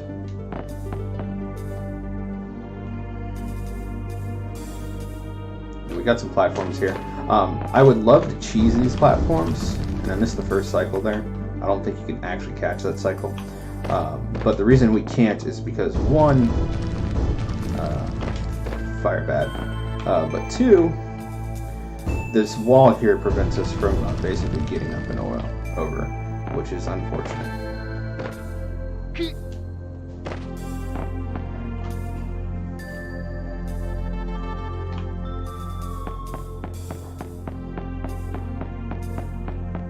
That is Demon Door. If you get too close, basically a hand tries to come out and grab you, and it sends you back to the beginning. But we're gonna say no to that. Now here's the cool part. We're actually gonna, there's a trap on the other side of this wall, so we're gonna pop stealth, crouch stab, in and out. We don't. There's like a whole platforming section up there. I don't feel like doing it. It takes too long. This Imperial soldier, man, he is just angry. He has a ton of health too. Normally I would try to use fire, but ever since implementing stealth strats, I try to get him down to half health before I blow him away.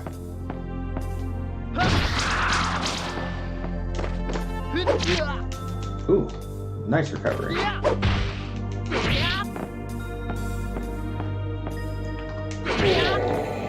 A couple uppers. Finish that job quite nicely. Grab this key. And we're gonna get out of dodge.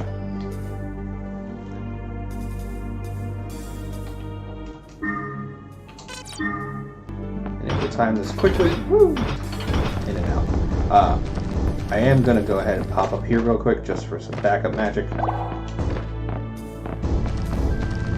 Just 2 seconds go on my way. We're actually gonna get grabbed by the ghoulies here because you don't lose any health or die or lose any items. It just takes you back to the front. More specifically, to exactly where I wanted to go. Accidentally went east. Supposed to go north. There we go.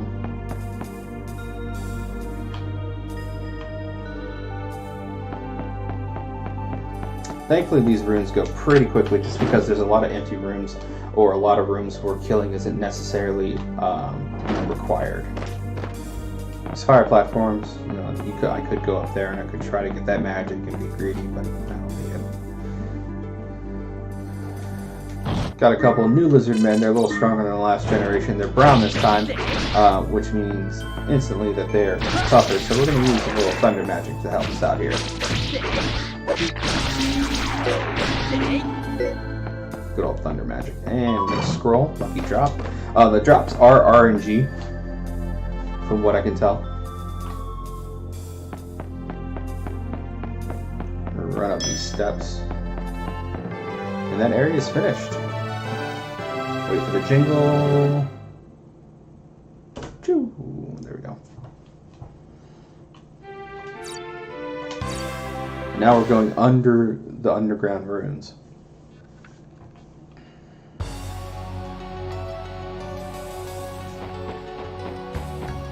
Safety help.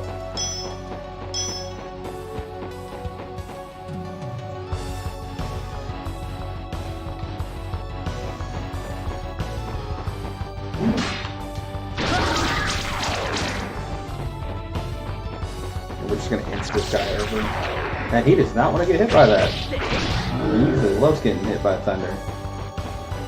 Unfortunate. Let's grab this key. And we actually have to run back west. But they are stronger, and they are brown. Take that out if you will.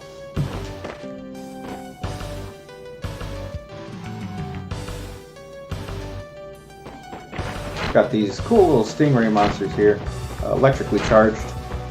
We're going to disregard them.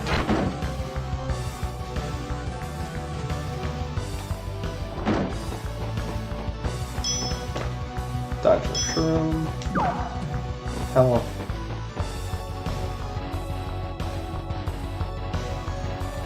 In this area we got some zombos, which I want to bait out, but I also want this guy.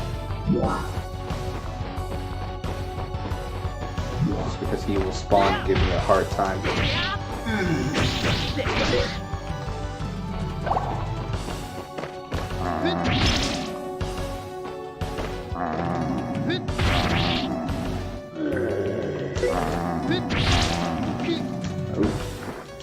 Man, that zombie had some gumption to him.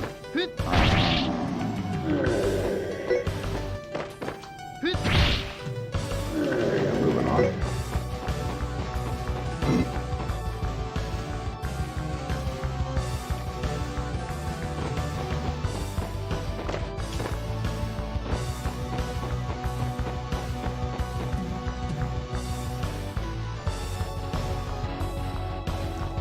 And we're going to get our first instance of zip lines here. We go all the way down. Jump up, get this backup health. Hit the switch. Hop down. Normally I would use a stealth here. Don't feel like it.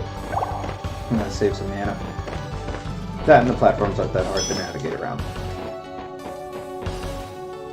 And now we gotta go all the way back to that door with the giant.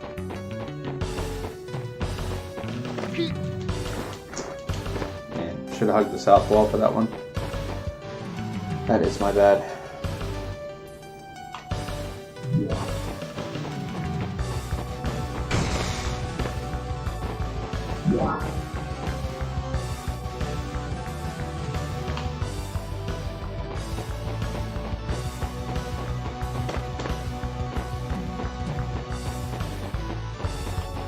Oh, forgot to have to open this door.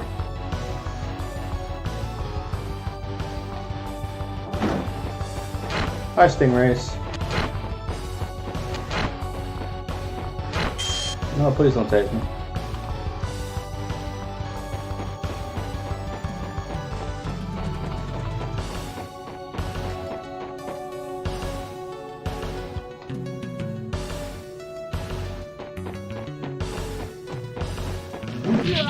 Oh man, got me with that upper. I'm just gonna keep going. The box is guarded by ghoulies. We could heal here and kill them, but all they really drop is money. Occasionally they'll drop a skull, but it's definitely not worth it.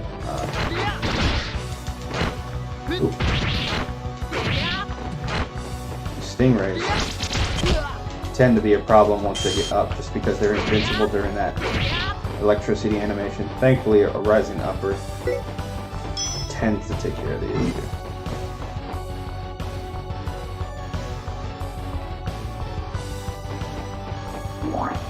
More ghouls.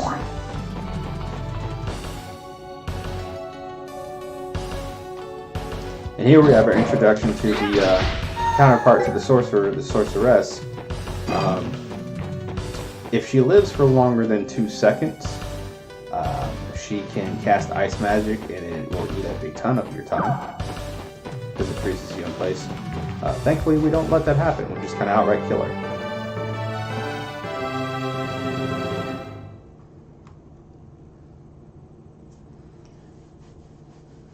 And now we're moving on to the deepest place, the dankest place, the darkest place.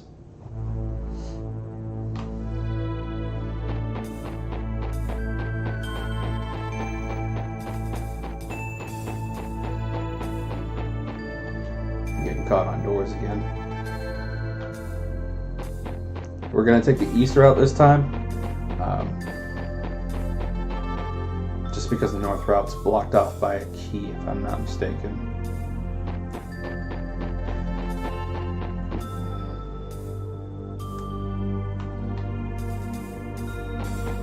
Up ahead is going to be our first introduction to magic-related puzzles. These puzzles can only be triggered by using magic attack on certain items. In this case, we're lighting a torch with a giant nuke of a fireball. Use this platformer. Actually, hop up here, and then if we time our hop right, yeah boy, we in it now. Hop down here, get this pendant, double hop out again, swag. If only the rest of my run could be that smooth.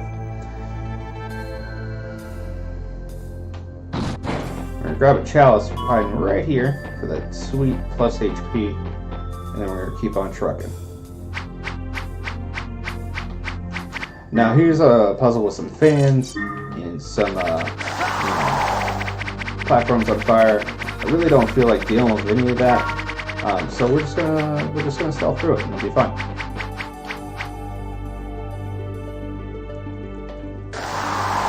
Here we got some sorcerers and some zambas. I also don't feel like dealing with them, so we're just gonna do that. Now this is a troll zip line. We actually have to go right about here, or we run the risk of going too far down into a dead end that will not give us anything. Double back here to get this magic. This magic's important. Yeah, you can't make that jump from that platform back to that switch. It is unfortunate. And now we go north.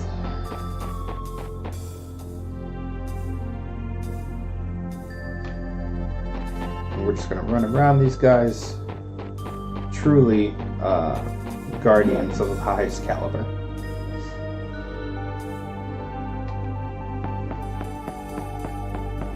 Now, it looks like we're supposed to move this block to get places. We don't actually have to. We can get this backup health right here. You could just... Oh. My jumps are sloppy tonight. There we go.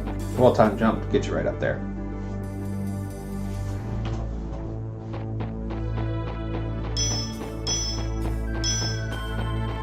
The story in this game actually is pretty good, and the translation,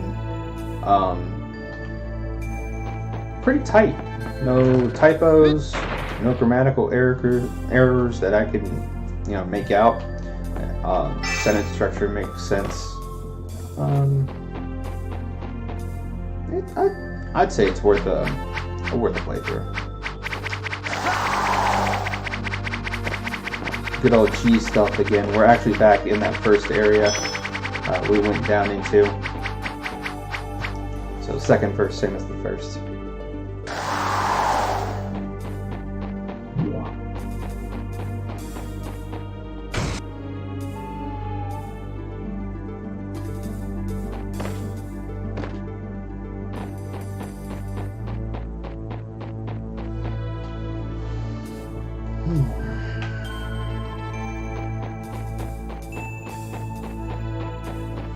I have a feeling optimizing this run is going to be a lot of movement heavy and just getting the right angles and get everything timed correctly. We're actually going to save to get around this guy to the north. I should have hugged north the last time.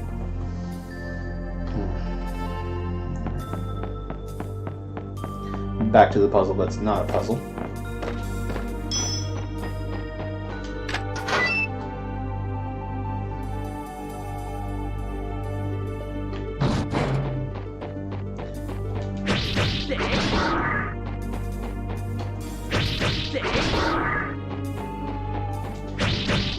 I'm gonna bully this giant knight. Maybe a big boy, but he's a big softy. By something, he's weak. Got an Imperial Guard and some Zambos over here. We're actually gonna try to group them up and kill them with some fire attacks. Just because the Zambos really do not like that Fuego.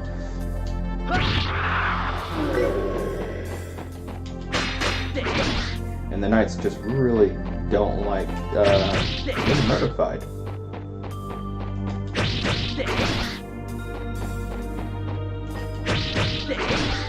Gotta get the bully strats on. The disrespect. Go back to the magic tome over here. And that's Thunder 3. Thunder 3 spawns 4 orbs. It eats a ton of magic, but it does a ton of damage. Just a stupid amount. It's really good.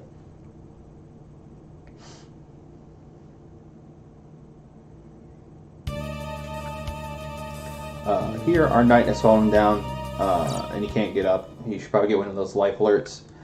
Thankfully, we found him, only to have a big angry half-dragon come at us and murderify the old man, which sends us into a murderous rage. So now we're going to run to a volcano to avenge him.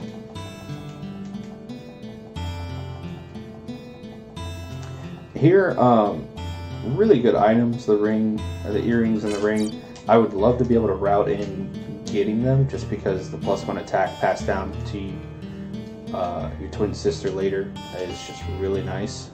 But unfortunately, shopping takes a decade and a half. Text crawls, you can't skip it. There's a ton of "Are you sure" commands. It's just very bad.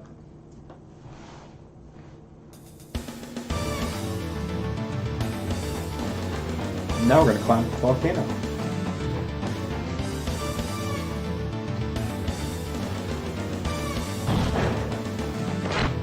Bees and stingrays! We're just going to go past all that. Grab this magic here for backup safety.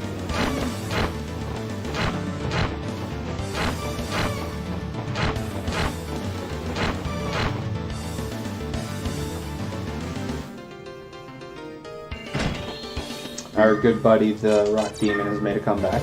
Time to bully him hard. Jukes.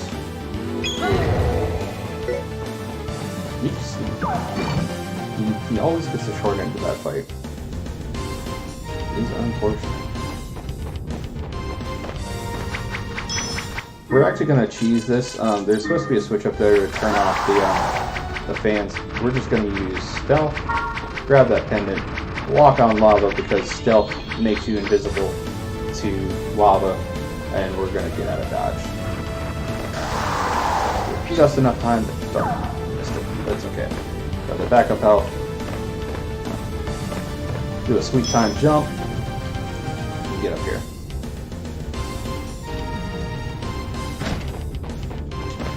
These armored orcs, second verse, same as the first.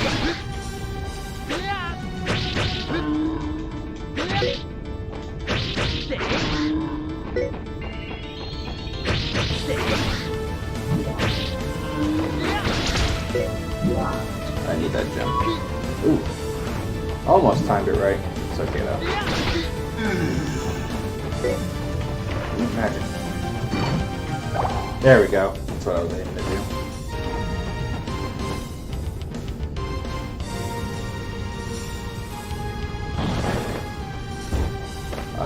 Over here, we are going to abuse the hell out of stealth again. Which is why I want to go back and grab that magic.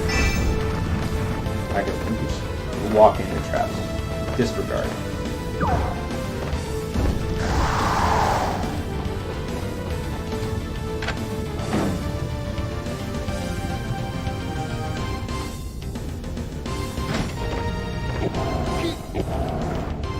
Got some mushrooms and some demon armors here. We're going to use Impale to take out the 2 mushrooms.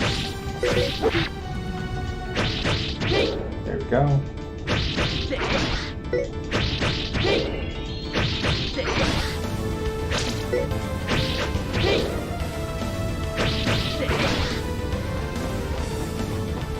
And then hammer blower to finish off the last one.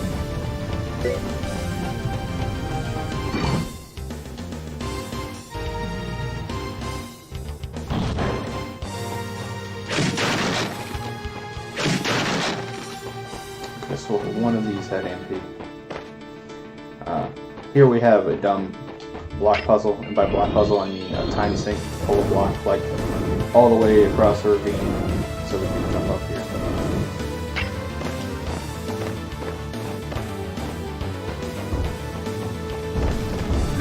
This crate gives us magic, which we desperately need.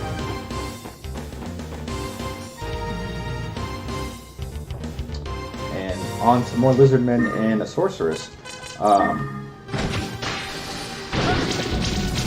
Pop a thunder. Focus the sorceress. Nice pushback there. Got me exactly what I wanted. This guy coming at me hard, but follow up with the stun slash all as well.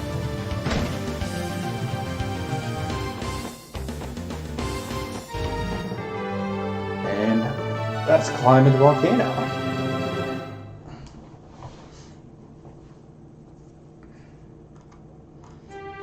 Now someone decided to build a citadel inside this volcano. Because who wants to pay for heat?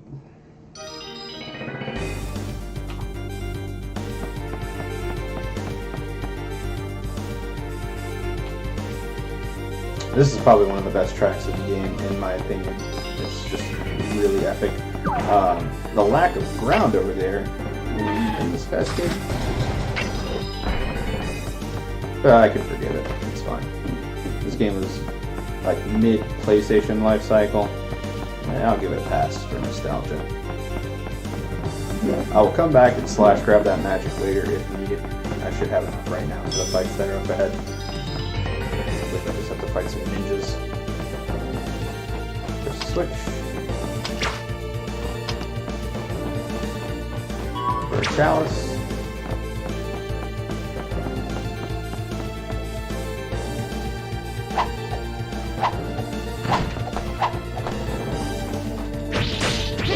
And here's our first exposure to assassins. They are ninjas, but with female. They fight using chakrams, but they never throw them, so they're more just like carried ring blades. That's about the only thing they really can do is just get away from you, which can drag out fights more so than make them hard.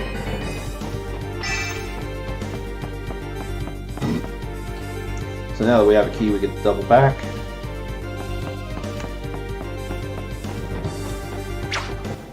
I will go ahead and pop a safety heal once we get close to that magic again. It's going to cost me 12 magic to heal up, but it's going to be worth it in the long run. It looks so cool every time.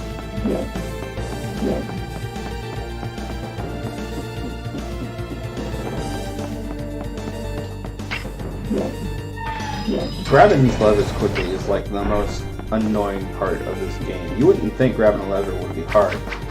Harder than some would think.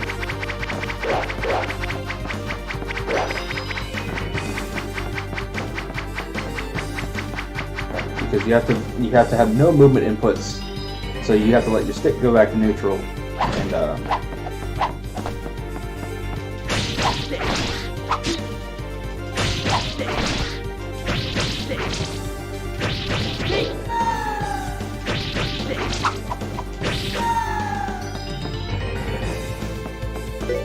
I could have finished that quickly with a fireball, but I decided to preserve magic.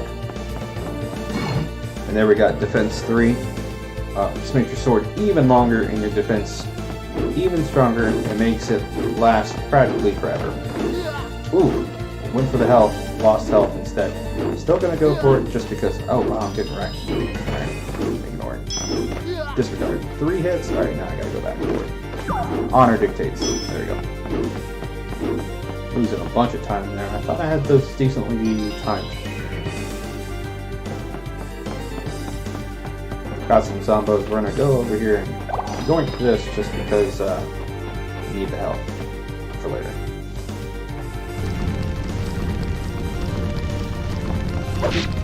Yeah.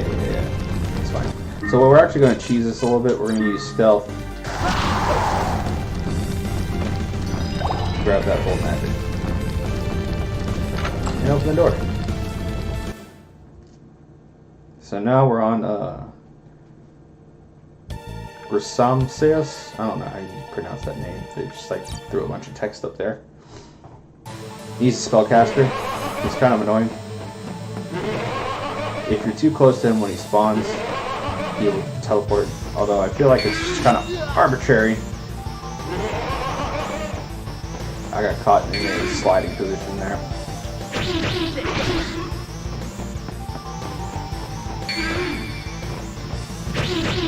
Basically, whenever you see him come on screen, get rid of the jump. This move looks more dangerous than it really is.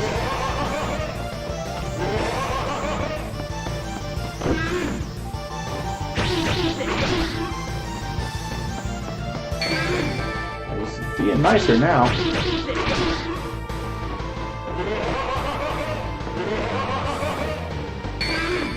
He can, so far as I can tell, he can teleport indefinitely. Like, he can just teleport because he feels desperate. Like, I've had him teleport up to like 6 times in a run. It's kind of annoying.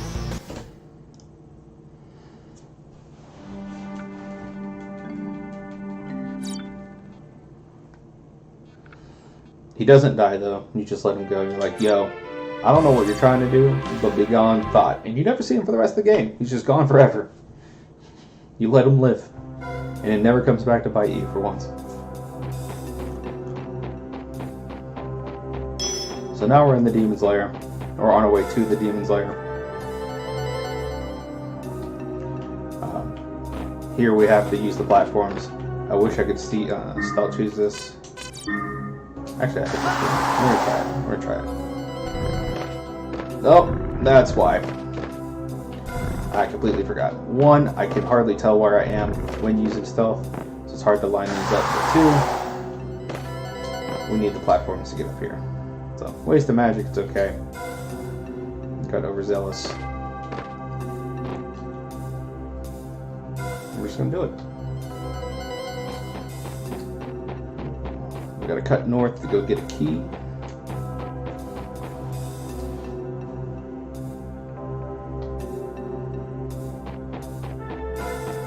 And I know we got some spooky, scary skeleton bros over here, but really all we need is zombie bro to die.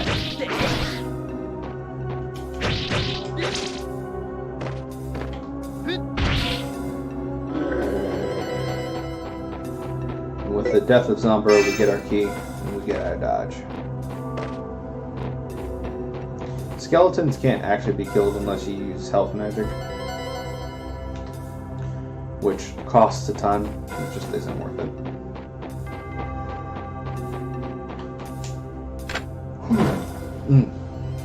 Almost there. So we're gonna ignore the stingrays and go to our trusty friend, the oddly colored tile. Get past some of these boxers that don't need that health, thankfully. Gave me a good pattern.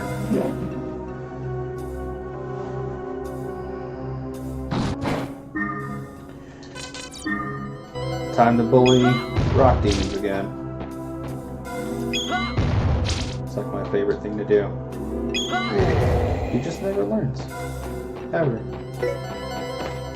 You'd think after blowing him up for like, what, the 4th time? 3rd? Oh, we just got Stealth Magic 3. It makes stealth last a stupid long time. It's really good. We're actually going to go ahead and go over here and grab this backup magic. Oh, we're going to grab the magic. Cool. Take a hit here, just because we got the backup magic. So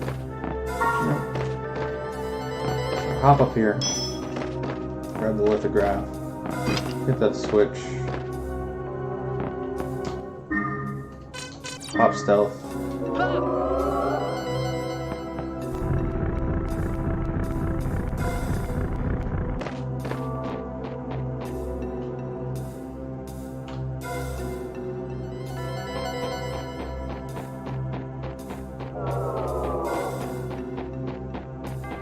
And we're home free.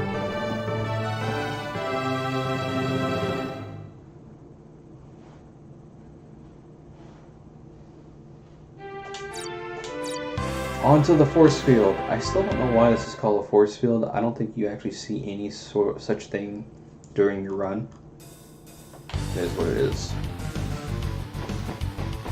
Pretty intense music. We're getting to a boss rope here. I'm going to cut west first, just because I find this route a little faster. Grab some magic.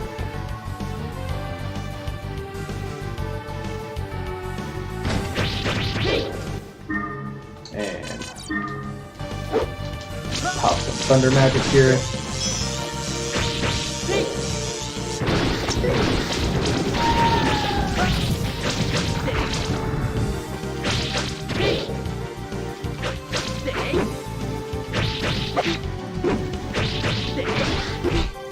Man, I am getting tore up. There we go.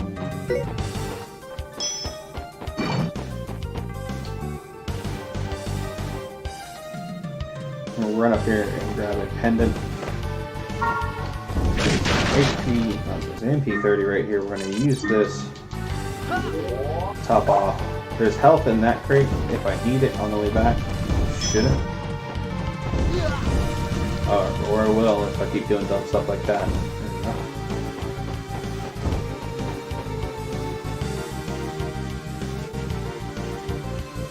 These are armored beetles. This is the first and I think only time we actually see them in this run.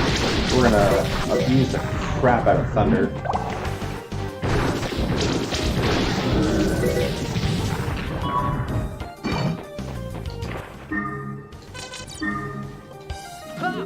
And just like that, one of the quote-unquote, I guess that's the force field part, is you have to kill the enemies to lower the force fields, but really it just turns off the door.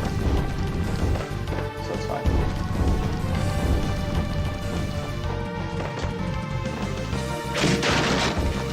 Back up health.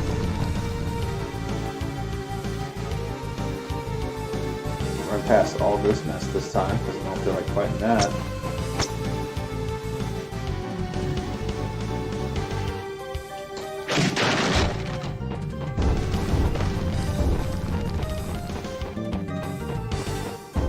now we get to run east.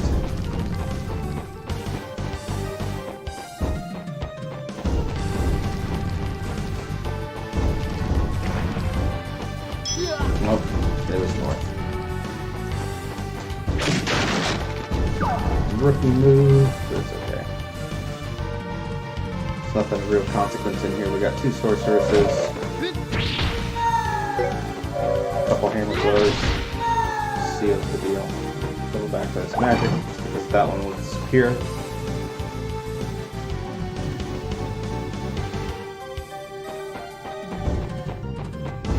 Those crates have health and magic. If I need them on the way back, I shouldn't.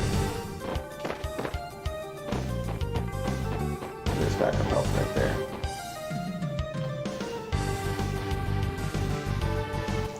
Got some bees. We're gonna run up in the middle of them, pop some thunder, see if we can get the assassins tight over here. The secondary explosions for kills. Looks like I can only get 1. But that's okay. We're just gonna do that.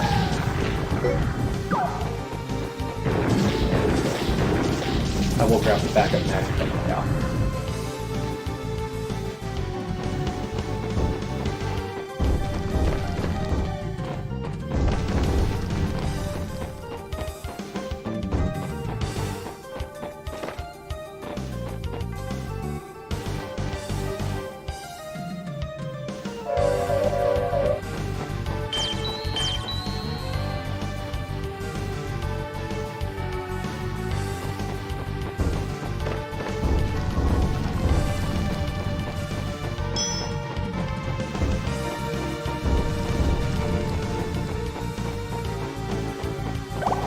Backup magic.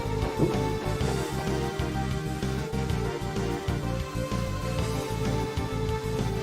We'll run up to these rhino guards. We're going to keep them aggroed towards us for these final explosions to kill them. Crystal guards are immune to magic, so this is going to be kind of a slow-going counter fight. Not much I can really do to speed this along. I've tried counter hits, but they either pop out of them or they just get annoying. So, best I can do is try to block them and then intercept the hits as soon as their ludicrously long iframes stop.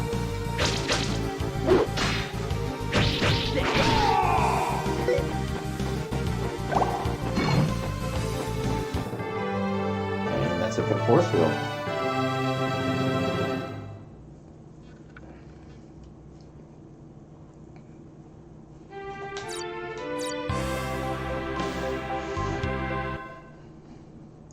Onto the Demon's Lair. This is where we kind of have our little boss rush. We have like 3 bosses we have to fight.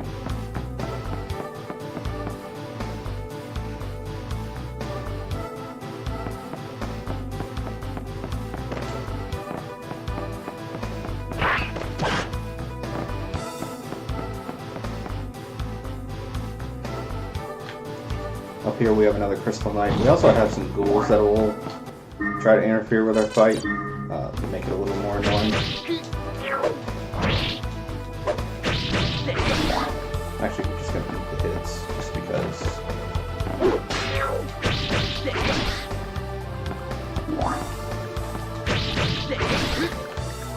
Jerk.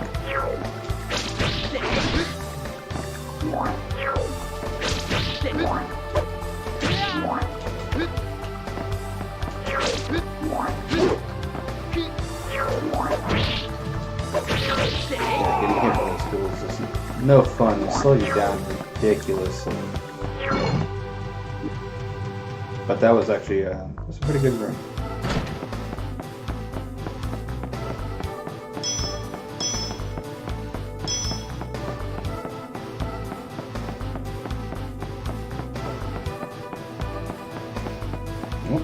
Caught in doorways again. So that was going to be my biggest weakness.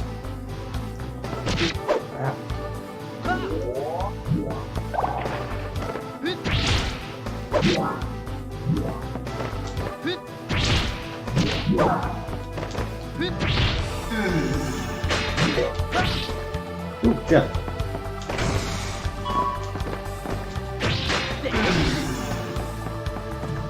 We're going to that's mostly what I wanted to just try to farm that gem. So I'm glad I got it. Up here we have the tiny half-dragon Crassel. Kind of a throwaway fight. I feel like they could have done like something really unique, and instead we get dragon topping on platforms, wasting my time. Good first pattern here. She can jump multiple times, or they can jump multiple times. No one really says specifically he or she.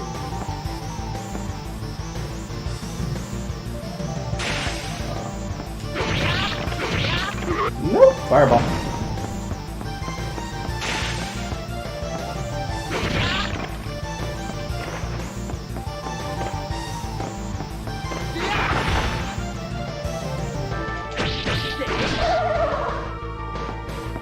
Slashes are really just the best way to damage.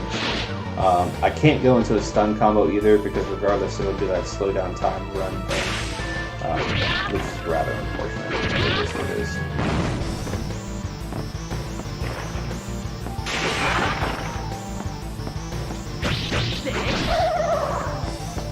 I find the spiral upper, just more reliable as a hit to break those pillars than the hammer blow. I will hammer blow if I'm like running really far behind and I'm just being a dragon.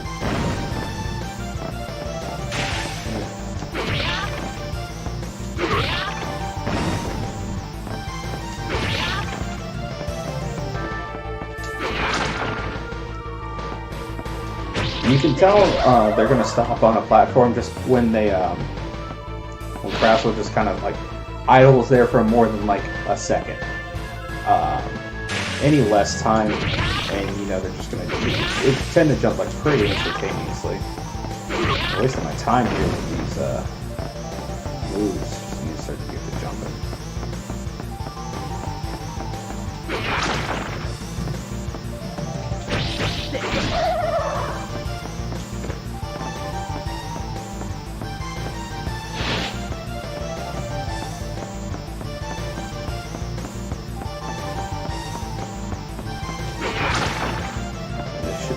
Combo here. There we go. So, Dragon pouts. We're like, yeah, we're just gonna, and it runs away, and it's like, just get on the way. I don't feel like dealing with you. The cool thing about that fight is it uses almost no resources, so.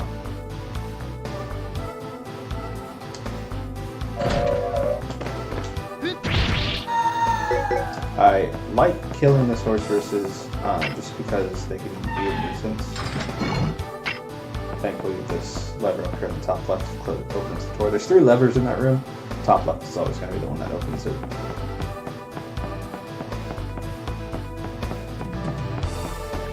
More running. They really like the spiral rooms in this level. I don't know why.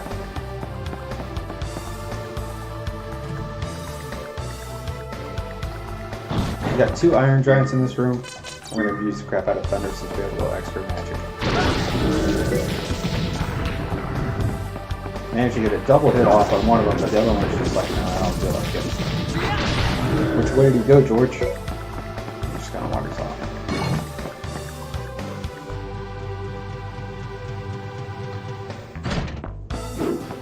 Up here we got some traps. Last one gave us some problems, that one too, but we need this talisman. There we go. I really goofed up that jump. I can save time there. And now we're on to Halphus to avenge our knight friend. Halphus is an interesting one. He will give you a full health and full magic just to make the fight fair. If you try to get in a cheap shot on him, he'll just get iframes and just go in on the fight. The trick with him is to try to predict where he's going. If you get hit while he's charging, he will just kind of ruin your day. As soon as you stop, do a jump just to dodge one of those magic attack throws. Like that. And then go into the triple slash. So giving you some really nice patterns right now. Oh, and as soon as I say something, that's stab. Now it's going to be flying. You can't really knock him out of the air here, you just kind of got to dodge. He'll come back down. Vulnerable for a second, get a couple triple slashes in. Vulnerable again. Oh, I missed my opportunity. It's okay though.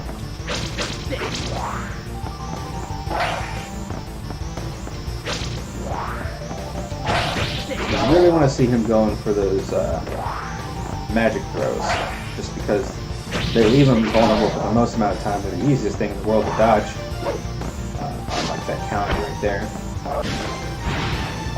You really don't want to see him flying. That's like the slowest thing he can do.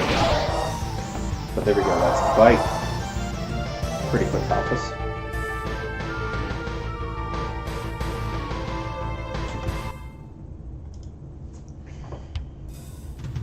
So Halfus has been yearning for us to, we're waiting for a worthy challenger this whole time, and he wants us to kill him, and we're just like, but swords, because Krasl comes up and takes them, so we run off, leave Halfus with his immortality, never to be seen again. And up here we have an ugly dragon. I'm going to go for a stun lock on it. And we think it's Krasl because Krasl's projecting Nimbus into it. It's not. This dragon's particular name is called Talon. He is tanky as heck, by the way. So the strat with Talon is you get behind him, he howlers, you jump, triple slash, rinse, lather, repeat. And that's what I'm hoping the fight goes into.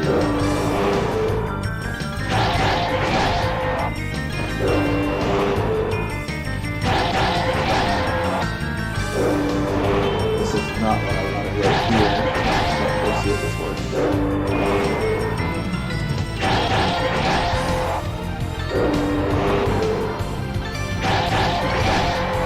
So far, that's not what I wanted.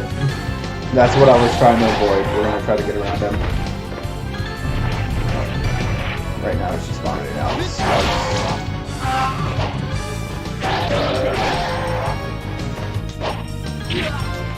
That hitbox on that swipe lingers for God knows how long. There we go.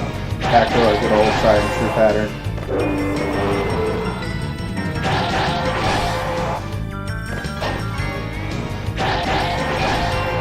Good recovery on that. There's that swipe.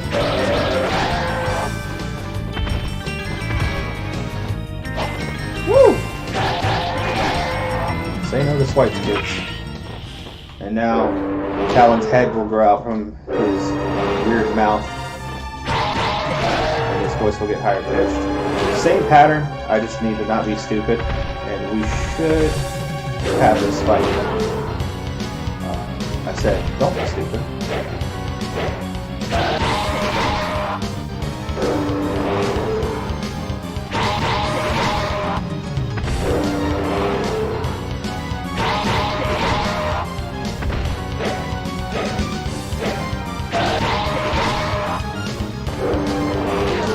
Ooh, hitbox tearing me up. Jump input's not recognizing. It's okay. It's okay. It's okay. We got this. Too low. We're up.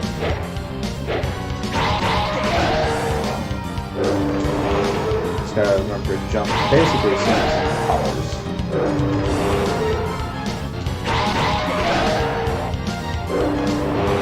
There we go.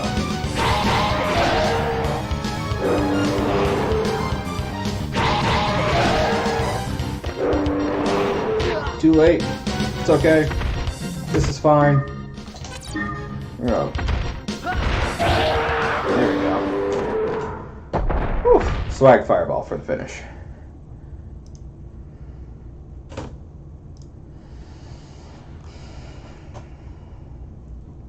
And so here we're going to be like, yeah, we beat Krasl. Not really. We're idiots, and we put our sword down.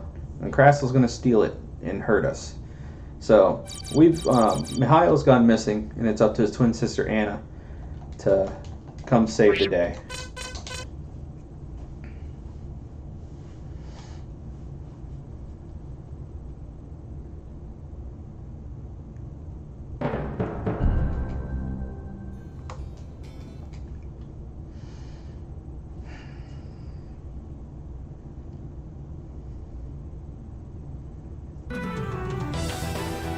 If this area looks familiar, she has decided that her search has to start in Raxus.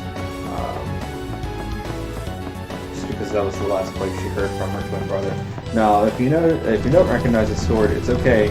It's just a standard sword. We've been nerfed to who knows how hard. We have none of our inheritance items. We have only our magic, and we don't even have a magic sword. So we are hurting for equipment. Up here we have a cutscene fight, and you're gonna see just how little damage we do. It's practically negligible. Thankfully, Anna has some pretty good reach with the sword, and the Executioner is playing along for the most part, except for that. However, if you just stand still and block the headbutt, Executioner goes down relatively quickly. Oh, he went for the juke. I thought for sure he was going to be dumb and headbutt me again.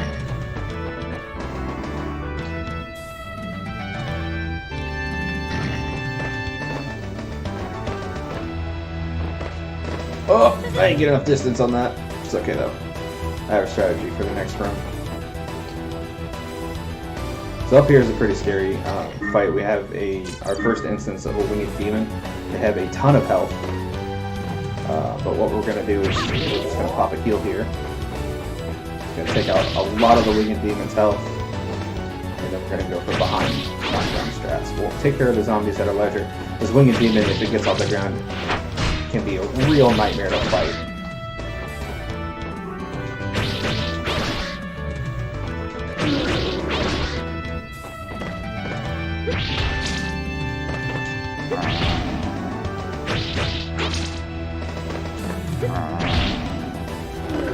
And if you notice, we now have a spin on our downward slash. It also seems to remove the iframes from certain monsters. It's really nice as an offensive move. It really gives you kind of air superiority and finishes off this family's kit with a really nice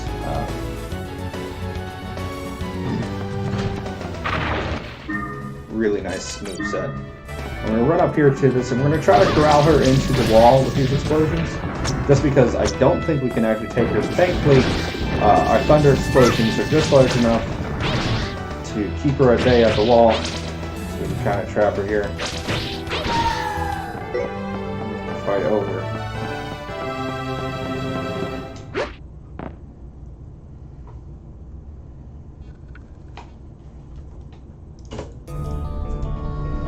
Meanwhile, back in hell.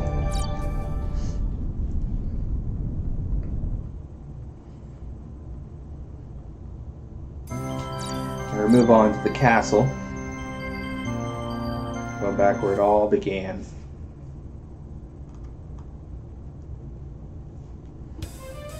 So in this area here, we have a crate, which is going to give us infinite magic, and we're just going to have added.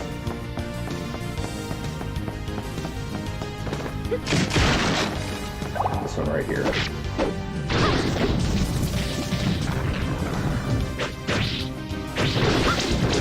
There we go, for the magic explosion. That's what I was looking for there. It's that. We're actually gonna pop a heal real quick while we still have infinite magic, just because. And now we're just gonna blow this guy away with some fire.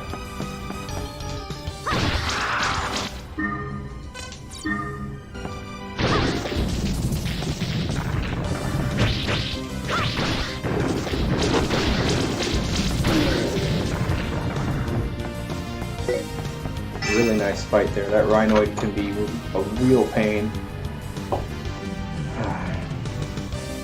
Got some Imperial Knights in here. Pop some magic. Knock them on the butts. I'll try to kite them over here to these explosions. Just because... Whoa. Calm down there, guy.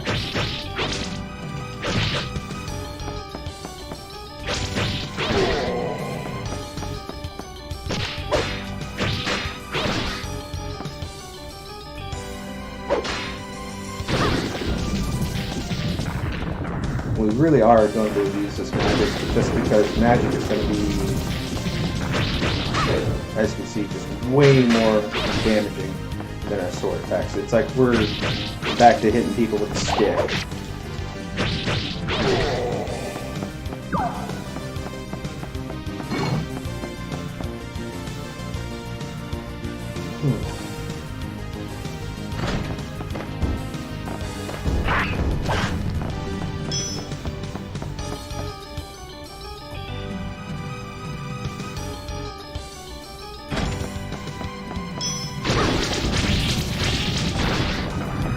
Got some demon armors here. We're going to finish them off with some magic.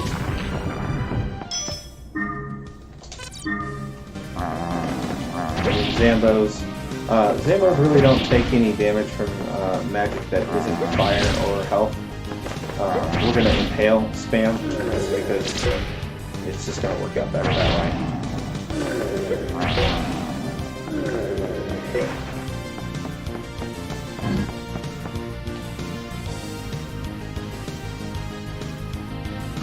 And pop it in this prison cell.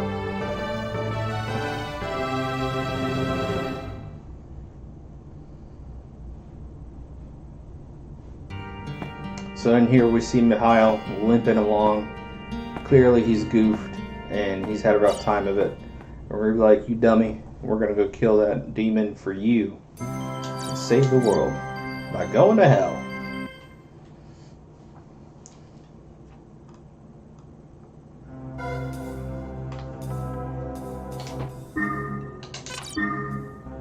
Perhaps some thunder for up ahead.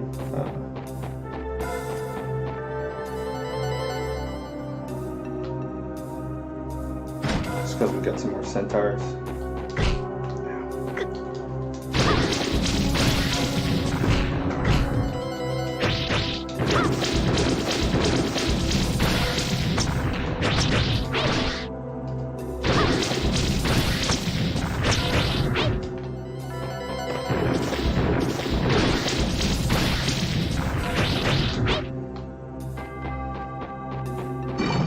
It really sucks how you have to kind of corral them into those hits.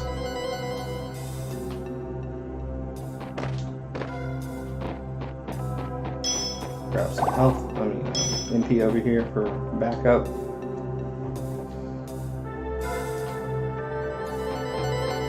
And here's our first run-in with the Mystic Warrior. They have an annoying skill set of magic and physical attacks. Thankfully they are weak to fire. So 2 fireballs really just kind of dust them off. We will be back in this room. We had to kill them to go up north. But thankfully,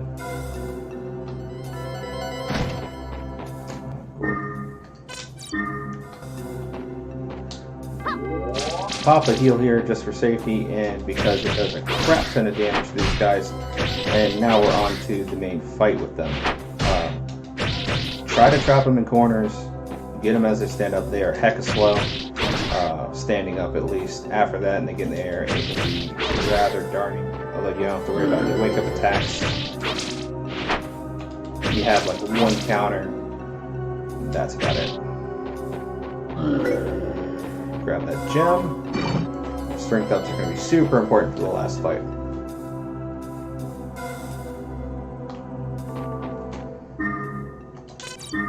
Here we have another lantern we need to light.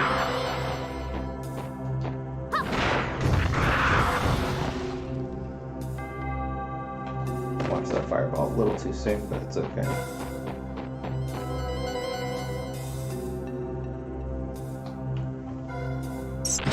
We've got a couple bats down here.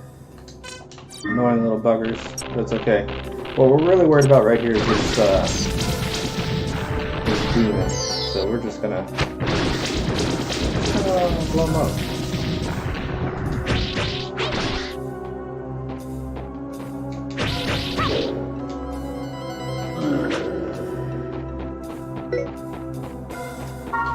And mine magic level 2.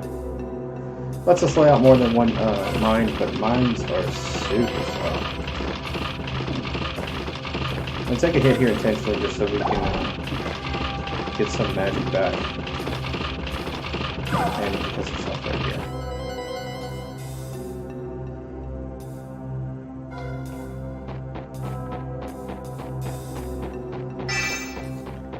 And so, like I said, we came back. We can actually just drop right down, head east again.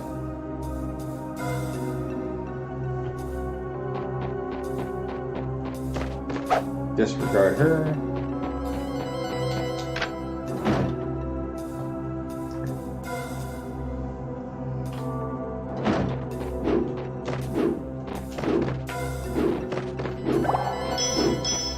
Going north.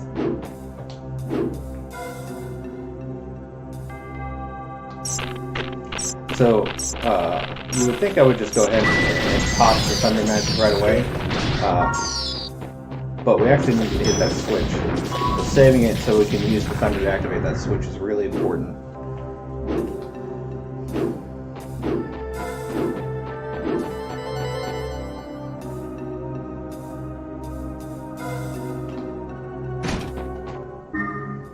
Time to put that newly obtained mine upgrade to good use by blowing up this helpless rock monster over and over and over again. You can actually nudge them out of the way.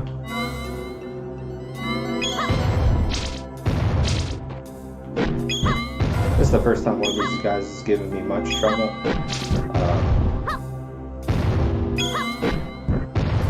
Man, I'm just wasting magic on this fight. I apologize. It's okay though. We got him. And we get magic anyways. And that's our last upgrade for heal. It's going to cost a ton of freaking mana, but it's going to do a ton of damage to undead enemies and heal us almost full.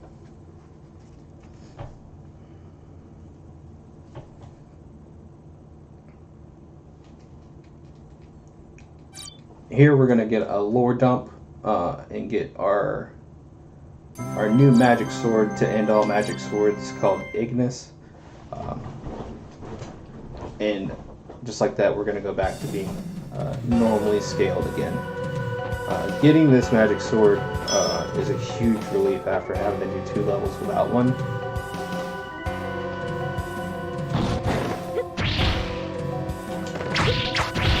And of course, the first thing we fight is cave slugs. So really show off the power of this almighty magic sword when it fights some slugs.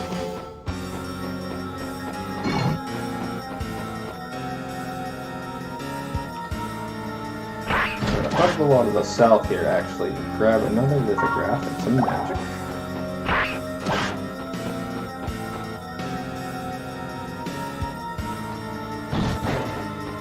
Got some demon logs here, but we really don't care about that. We're just going to run past them.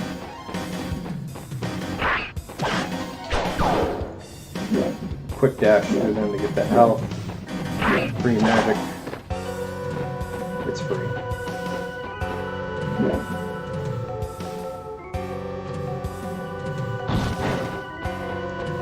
Got some Zambos here. I'm going to try to group them up, and we're going to do an impale combo followed by a fire. I've actually never seen myself get shot down a wall like that. That's cool.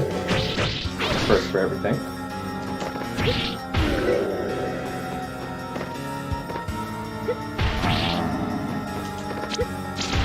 And this guy's going to take a day and a half to transform because they're getting stingy with my magic. It's okay.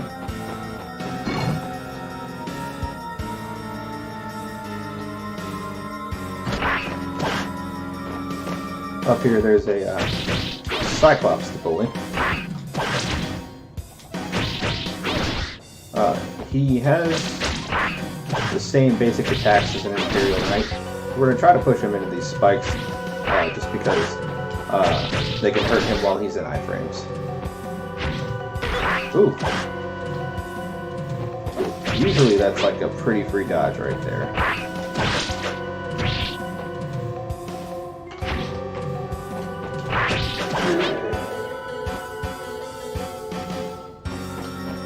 There's that challenge.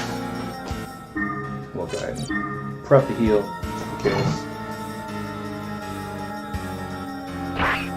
some more spike traps I'm going to jump right into him like a moron. Double back and grab some of this health, because at this point you kind of need it.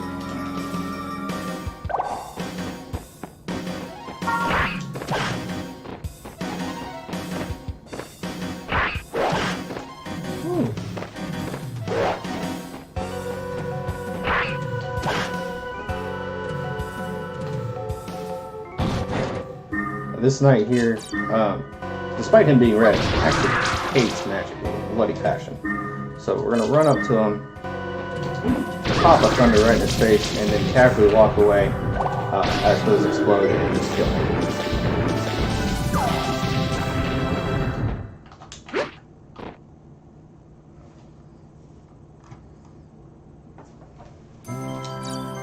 Now we're on to the City of Demons.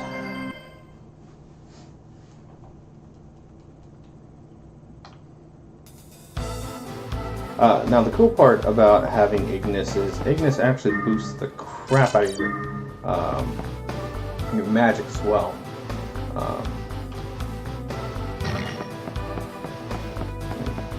And here, just kind of show off. One heal 3 just destroys those demons.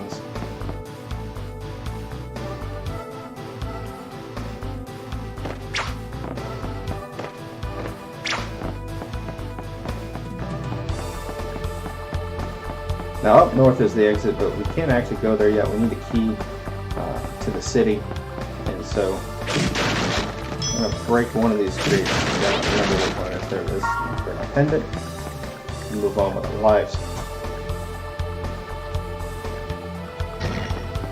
We're going to disregard all these enemies here. Grab this real quick. Grab the key to the city. In and out. Obviously, we don't want to hurt these citizens. We kind of barged into their area of town. We're tourists here. Gotta respect it.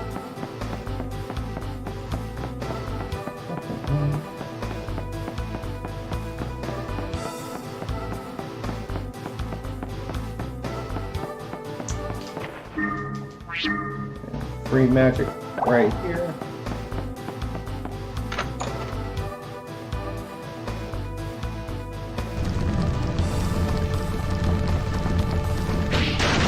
We're now strong enough to double flash barriers. It's actually quicker than hammer falling in, I believe.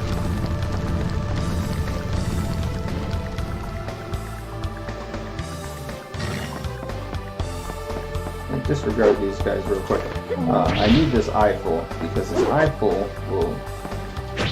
There we go. Drop the bomb. That's unfortunate. I didn't kill that guy. Must have been because I swung. Losing some time because of that. Rather unfortunate, but it's my own fault.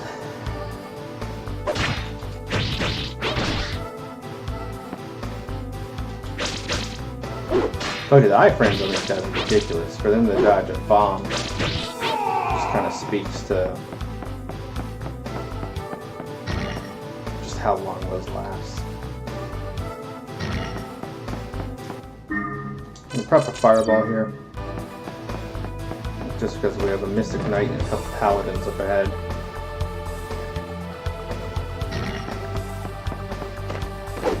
Paladins, come here, Mystic Knight. There we go. That's what I wanted.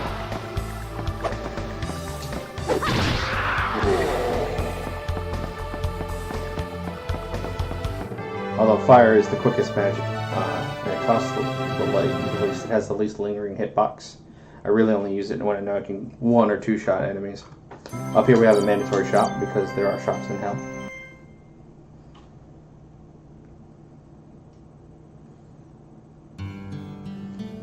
And once again we have a friendly shopkeep who's been assisting us through the generations without aging a day. It could also be that he's the 5th generation of shopkeep.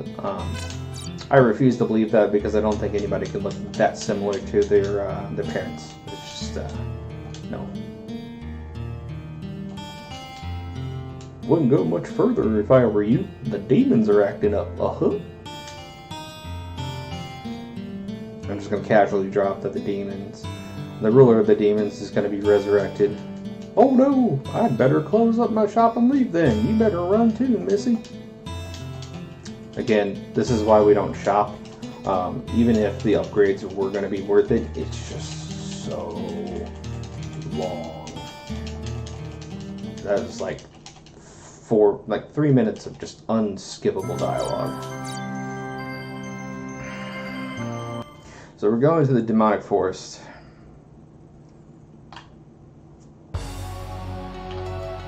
Because, you know, hell needs a forest too.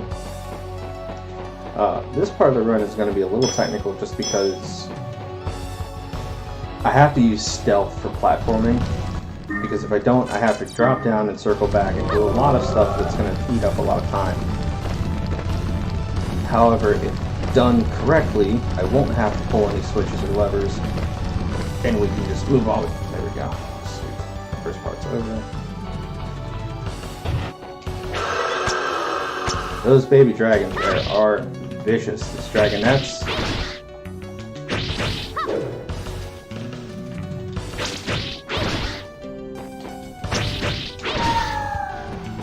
Centaurs are on the mean still.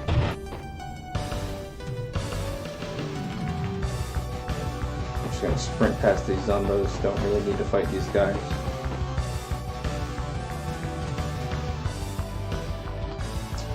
Need to pop the lock down here on the bottom left here without falling, so pop stealth for safety again. Hop back on over. Run on through. I'm pretty sure there's treasure there on the bottom right, but I just never go for it just because safety above all. Keep running here. Grab this nicely placed chalice right in our way. And then we got a room full of rock demons. So you know what to do. It's time to bully with mines. Let the bullying begin. I'm gonna get bullied some too. Don't panic though. I have a plan. And the plan is all these rock demons will drop health or an upgrade. So there's my full health. There's an upgrade. And we're out. Here we have our first and I believe our last instance of the weird floating demon axes. Say bye to the demon axes. And then up ahead we have two assassins. Again, we're just gonna drop the thunder and goodbye.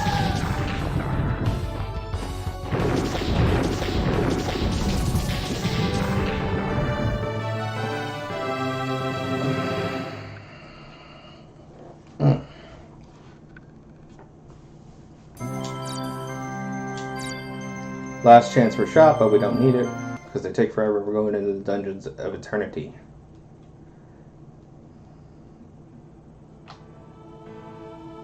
Just run right down this hole.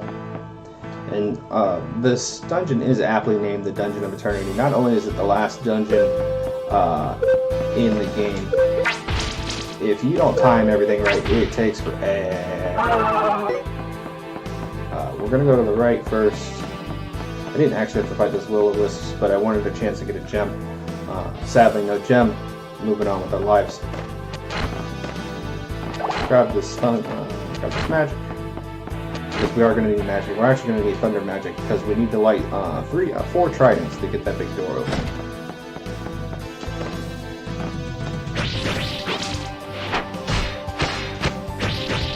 More demon friends here. Once again, conserving magic. I could just wipe these guys out with an easy heal 3. We're going to conserve some magic though because we need enough thunder magic to light 3 pillars.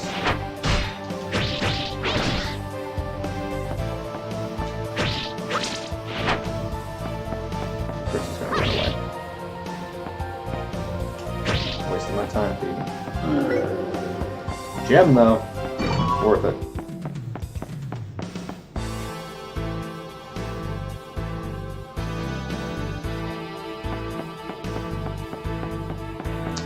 Grab the safety magic right here. Grab this one too. It's okay. I'm gonna pop up here. And we're gonna go this way route first. Here we have some tricky bit of platforming. So we have to jump on these platforms that collapse as we land on them. And if we fall, we have to exit the ring and come back in, respawn the pillars. It can be rather tedious, unfortunately. So we're going to do our best to not have to do that. Looks like we're doing good so far. I forgot to hit the switch. It's okay. I'm going to kill some of these demon eyes just because I want a chance to get a gem. These gems are outrageous. Truly, truly outrageous. Nada. It's okay. That was my fault. I forgot to route that.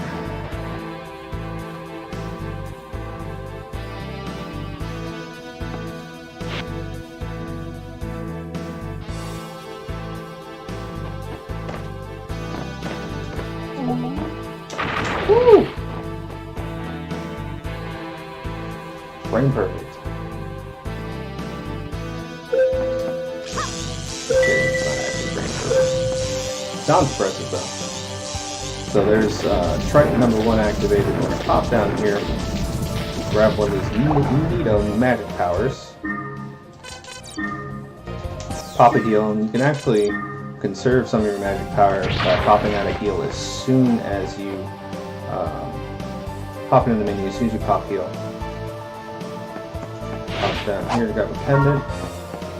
Now, we're just going to disregard. Grab that HP, grab the MP, even though we didn't need it. Pop up here. We're going to grab this. Head south.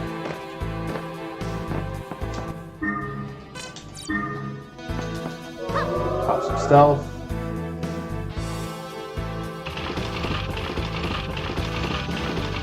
We're just gonna run. Disregard bats.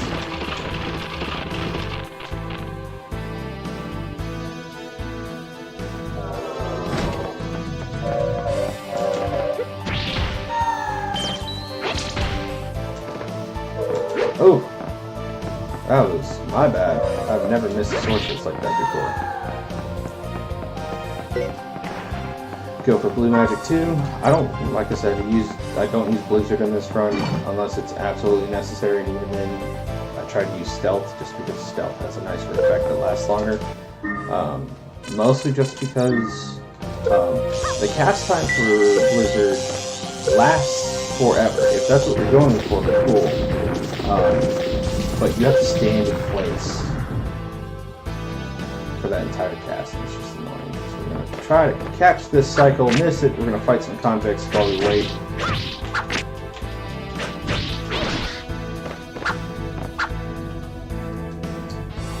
Alright, we can go ahead and hop up here now.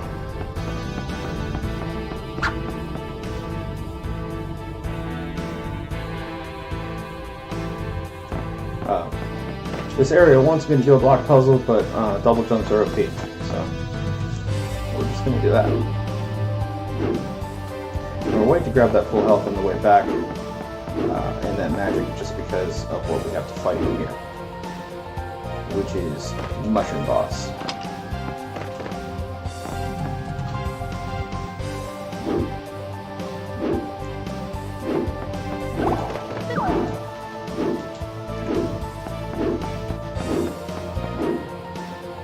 Question. And once again, did I mention double jumps are OP?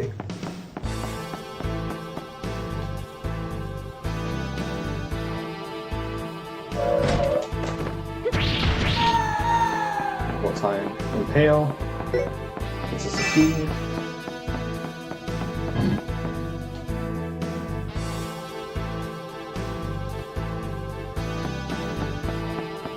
So now we can finally hop down and acknowledge the fact that a block exists and that we're going to use it to get out of here.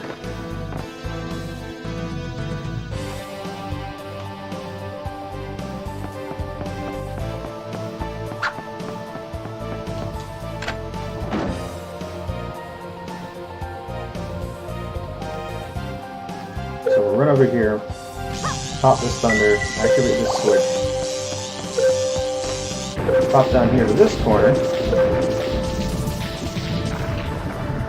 activate this thunder, on the section 2. We're actually going to come up here and we're going to activate this drawbridge. We'll be back here later, but literally it's going to feel like an entirely different level.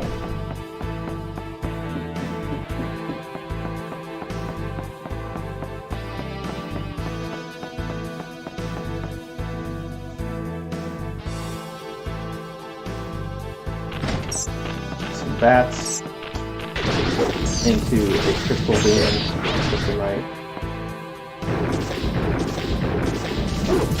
Crystalites, like I said, are impervious to magic, so we just have to kind of wait it out.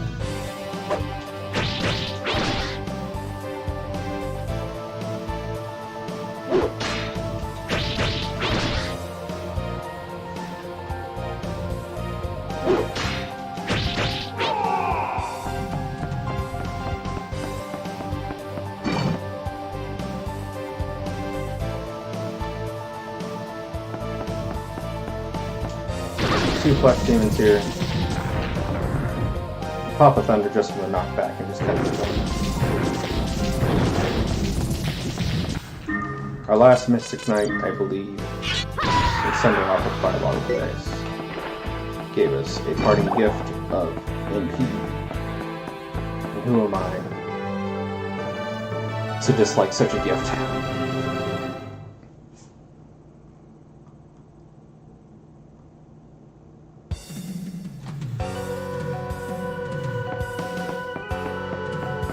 Now, this feels like it's a level transition. It's actually not. It's part 2 of this gigantic dungeon, eternity.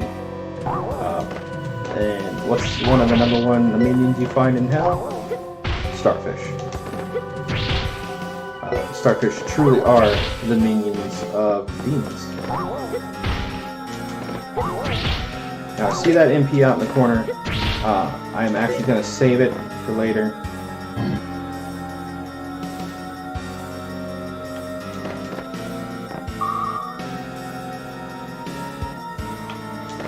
We have to head north first just to get a... I can't remember if it's a switch or a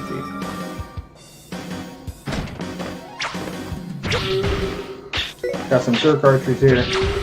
Quickly dispatch them with Impale. Try not to get shot too many times. Now I am going to take like an extra second in this room. So this lever is unique. Depending on the direction you pull it, it does some stuff. So that just spawned the key. Now pull that switch. Top left.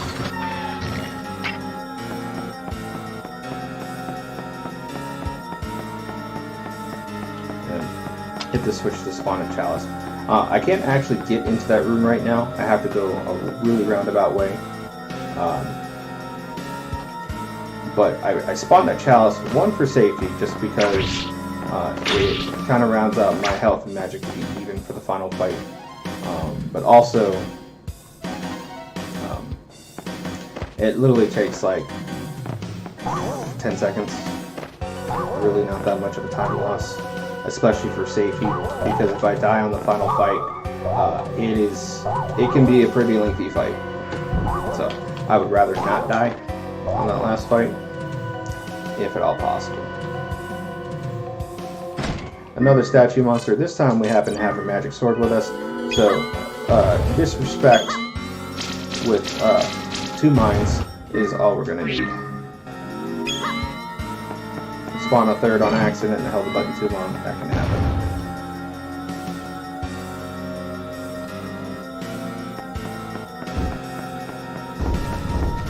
Another jumping section here.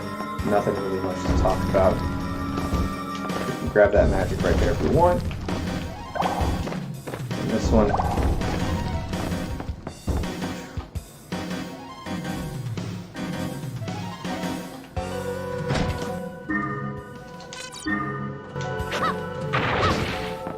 First use of iframes there.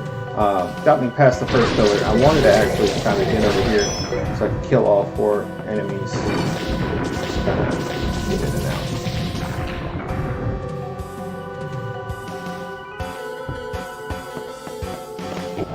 Again, another moving platform. We're going to head north again.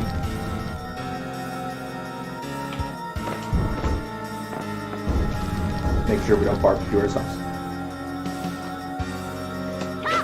And these darn dragonets again. I am usually pretty good at getting them on the first swing, but here lately I've been dropping the ball.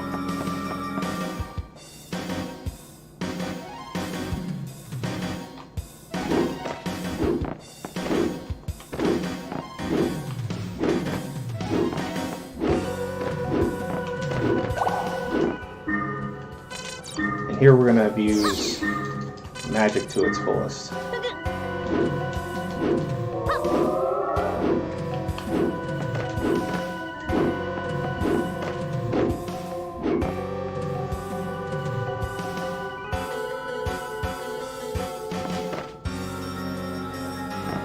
So switch all the way down here, we'll do the hit first. Line up with these platforms, pop a free stealth.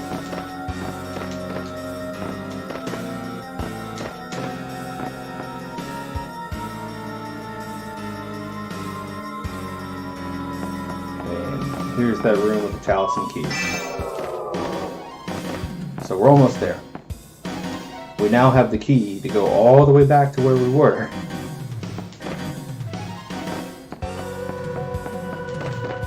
To finally get to where we need to go.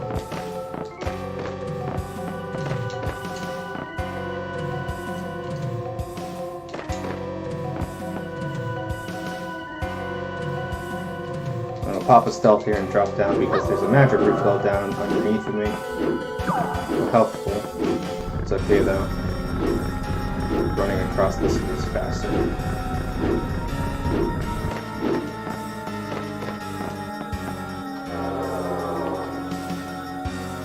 I'm gonna see if we can get past the dragonets this time without getting.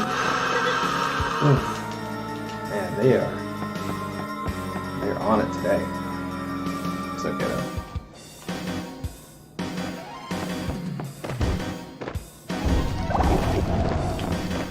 Nice magic refill there. We're gonna head west.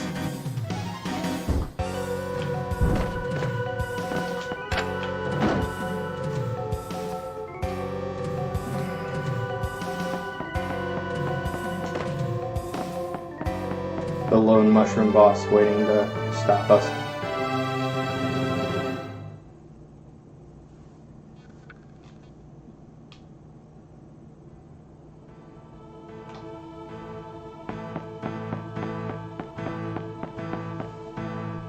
And now the only thing stopping us now is a giant. We're just going to bully him with some thunder.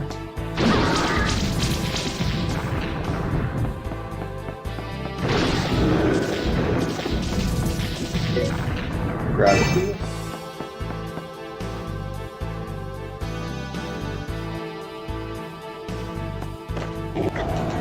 Ooh. I can usually outjump those guys. Didn't hold it for long enough, unfortunately. Full health up, full magic. Until we're getting ready to fight our last fight.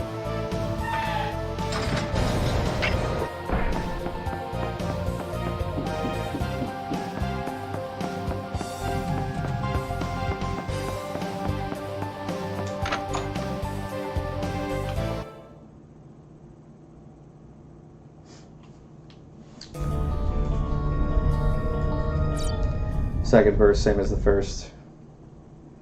This fight literally has not changed.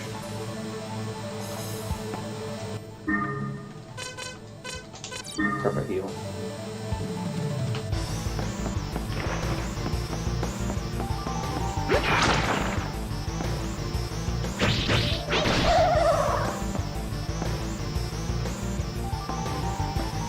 If you do 100% run of this game, if that's even a category, and get all the rings and all the gems you can,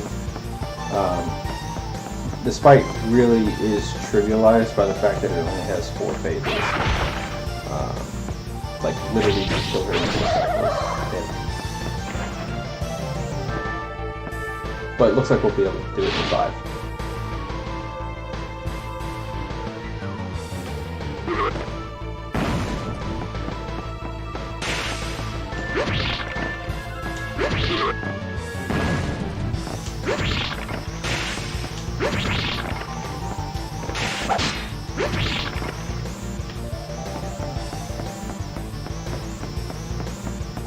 Oh, quit trolling.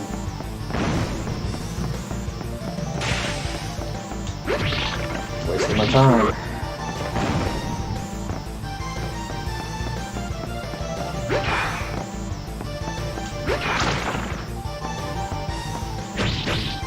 I wish I could just kind of run on, but unfortunately, it's not the case.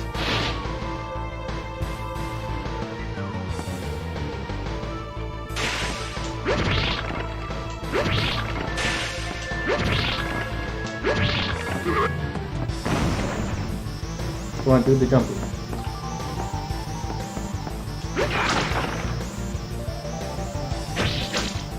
Oh, you cheeky devil.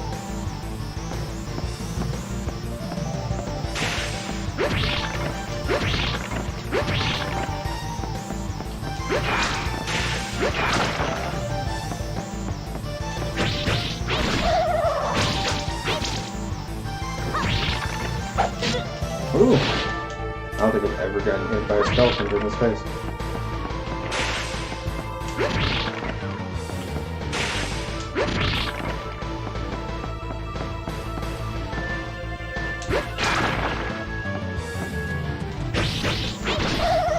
Whew. And that annoying fight is over.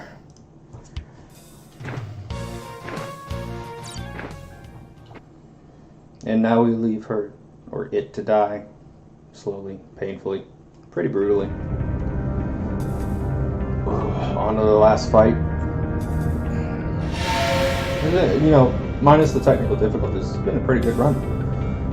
I wasted like 20 minutes trying to get my emulator to pick this up. So I'm on a pretty good pace for a first run, minus not skipping that cutscene. So here we have the final boss. He blows up the earth. Literally just you and a platform here.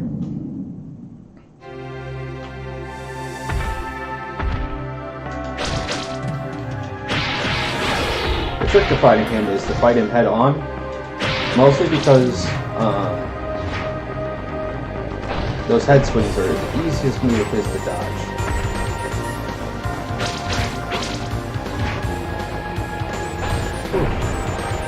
I have a feeling I'm going to get trolled in airtime a lot. That's 3 times. 4? Wow.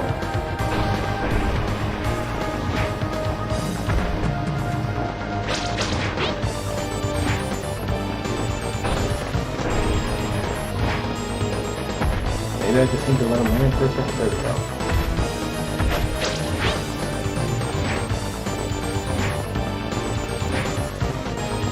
Come on. Are you following me right now?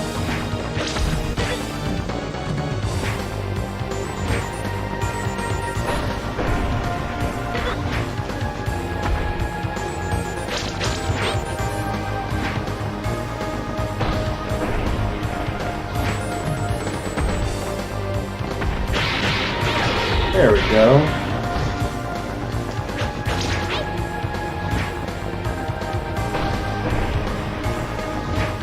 I've never seen this fight devolve this quickly into control pattern. Oh my god. And I'm just getting wrecked.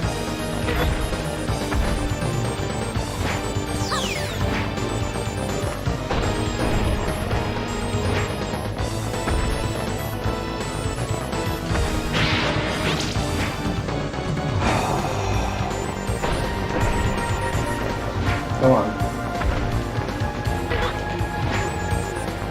What is it? bike off.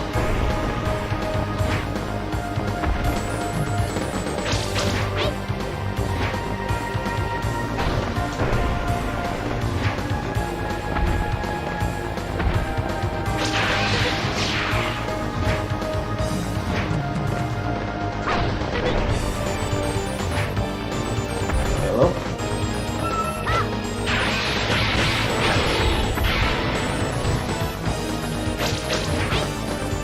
Yo, listen here, dirtbag.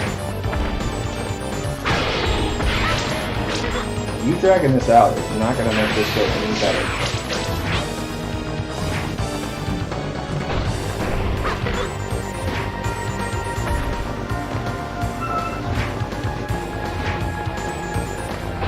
You know, if they made it to where I could actually like hit him while he was in the air, this would be a fair fight.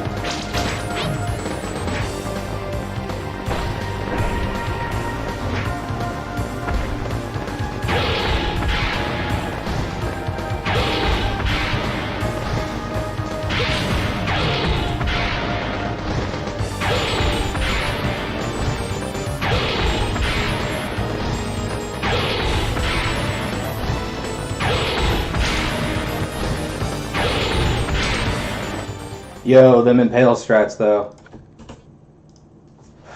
I like saved my bacon. I was getting trolled real hard.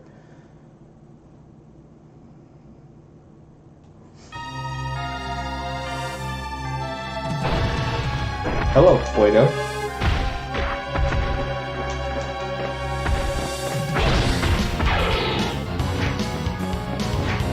And same thing again, now he's just El Gigante.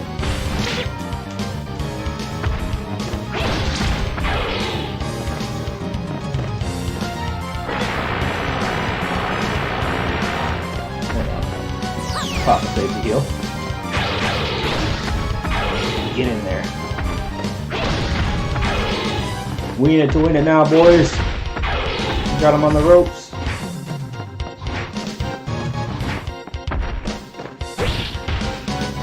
Woo! Safety backflips.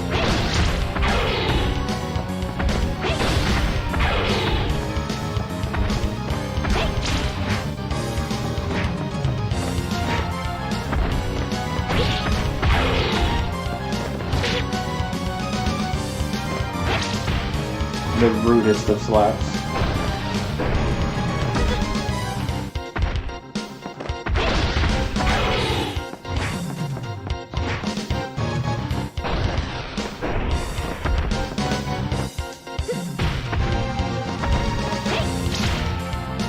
Death beam.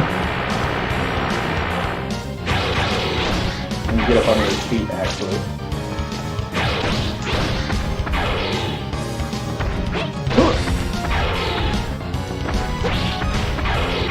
Come on.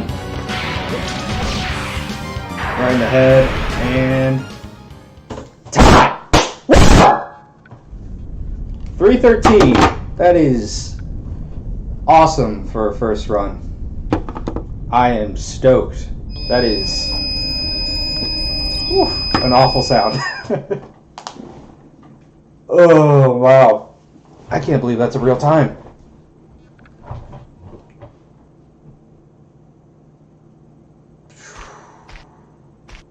That was a crap run. Like everything that could go wrong did go wrong.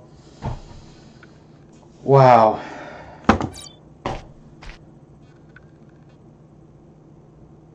Fuck, dude. Awesome. I'm so stoked. If that's my worst, I can't wait to see my best. I hope I get a sub 3. I really do. But anyways, thank you for watching my stream. It has been a pleasure running this, and I hope I get to do more of these runs in the future. But anyways, it's been a night.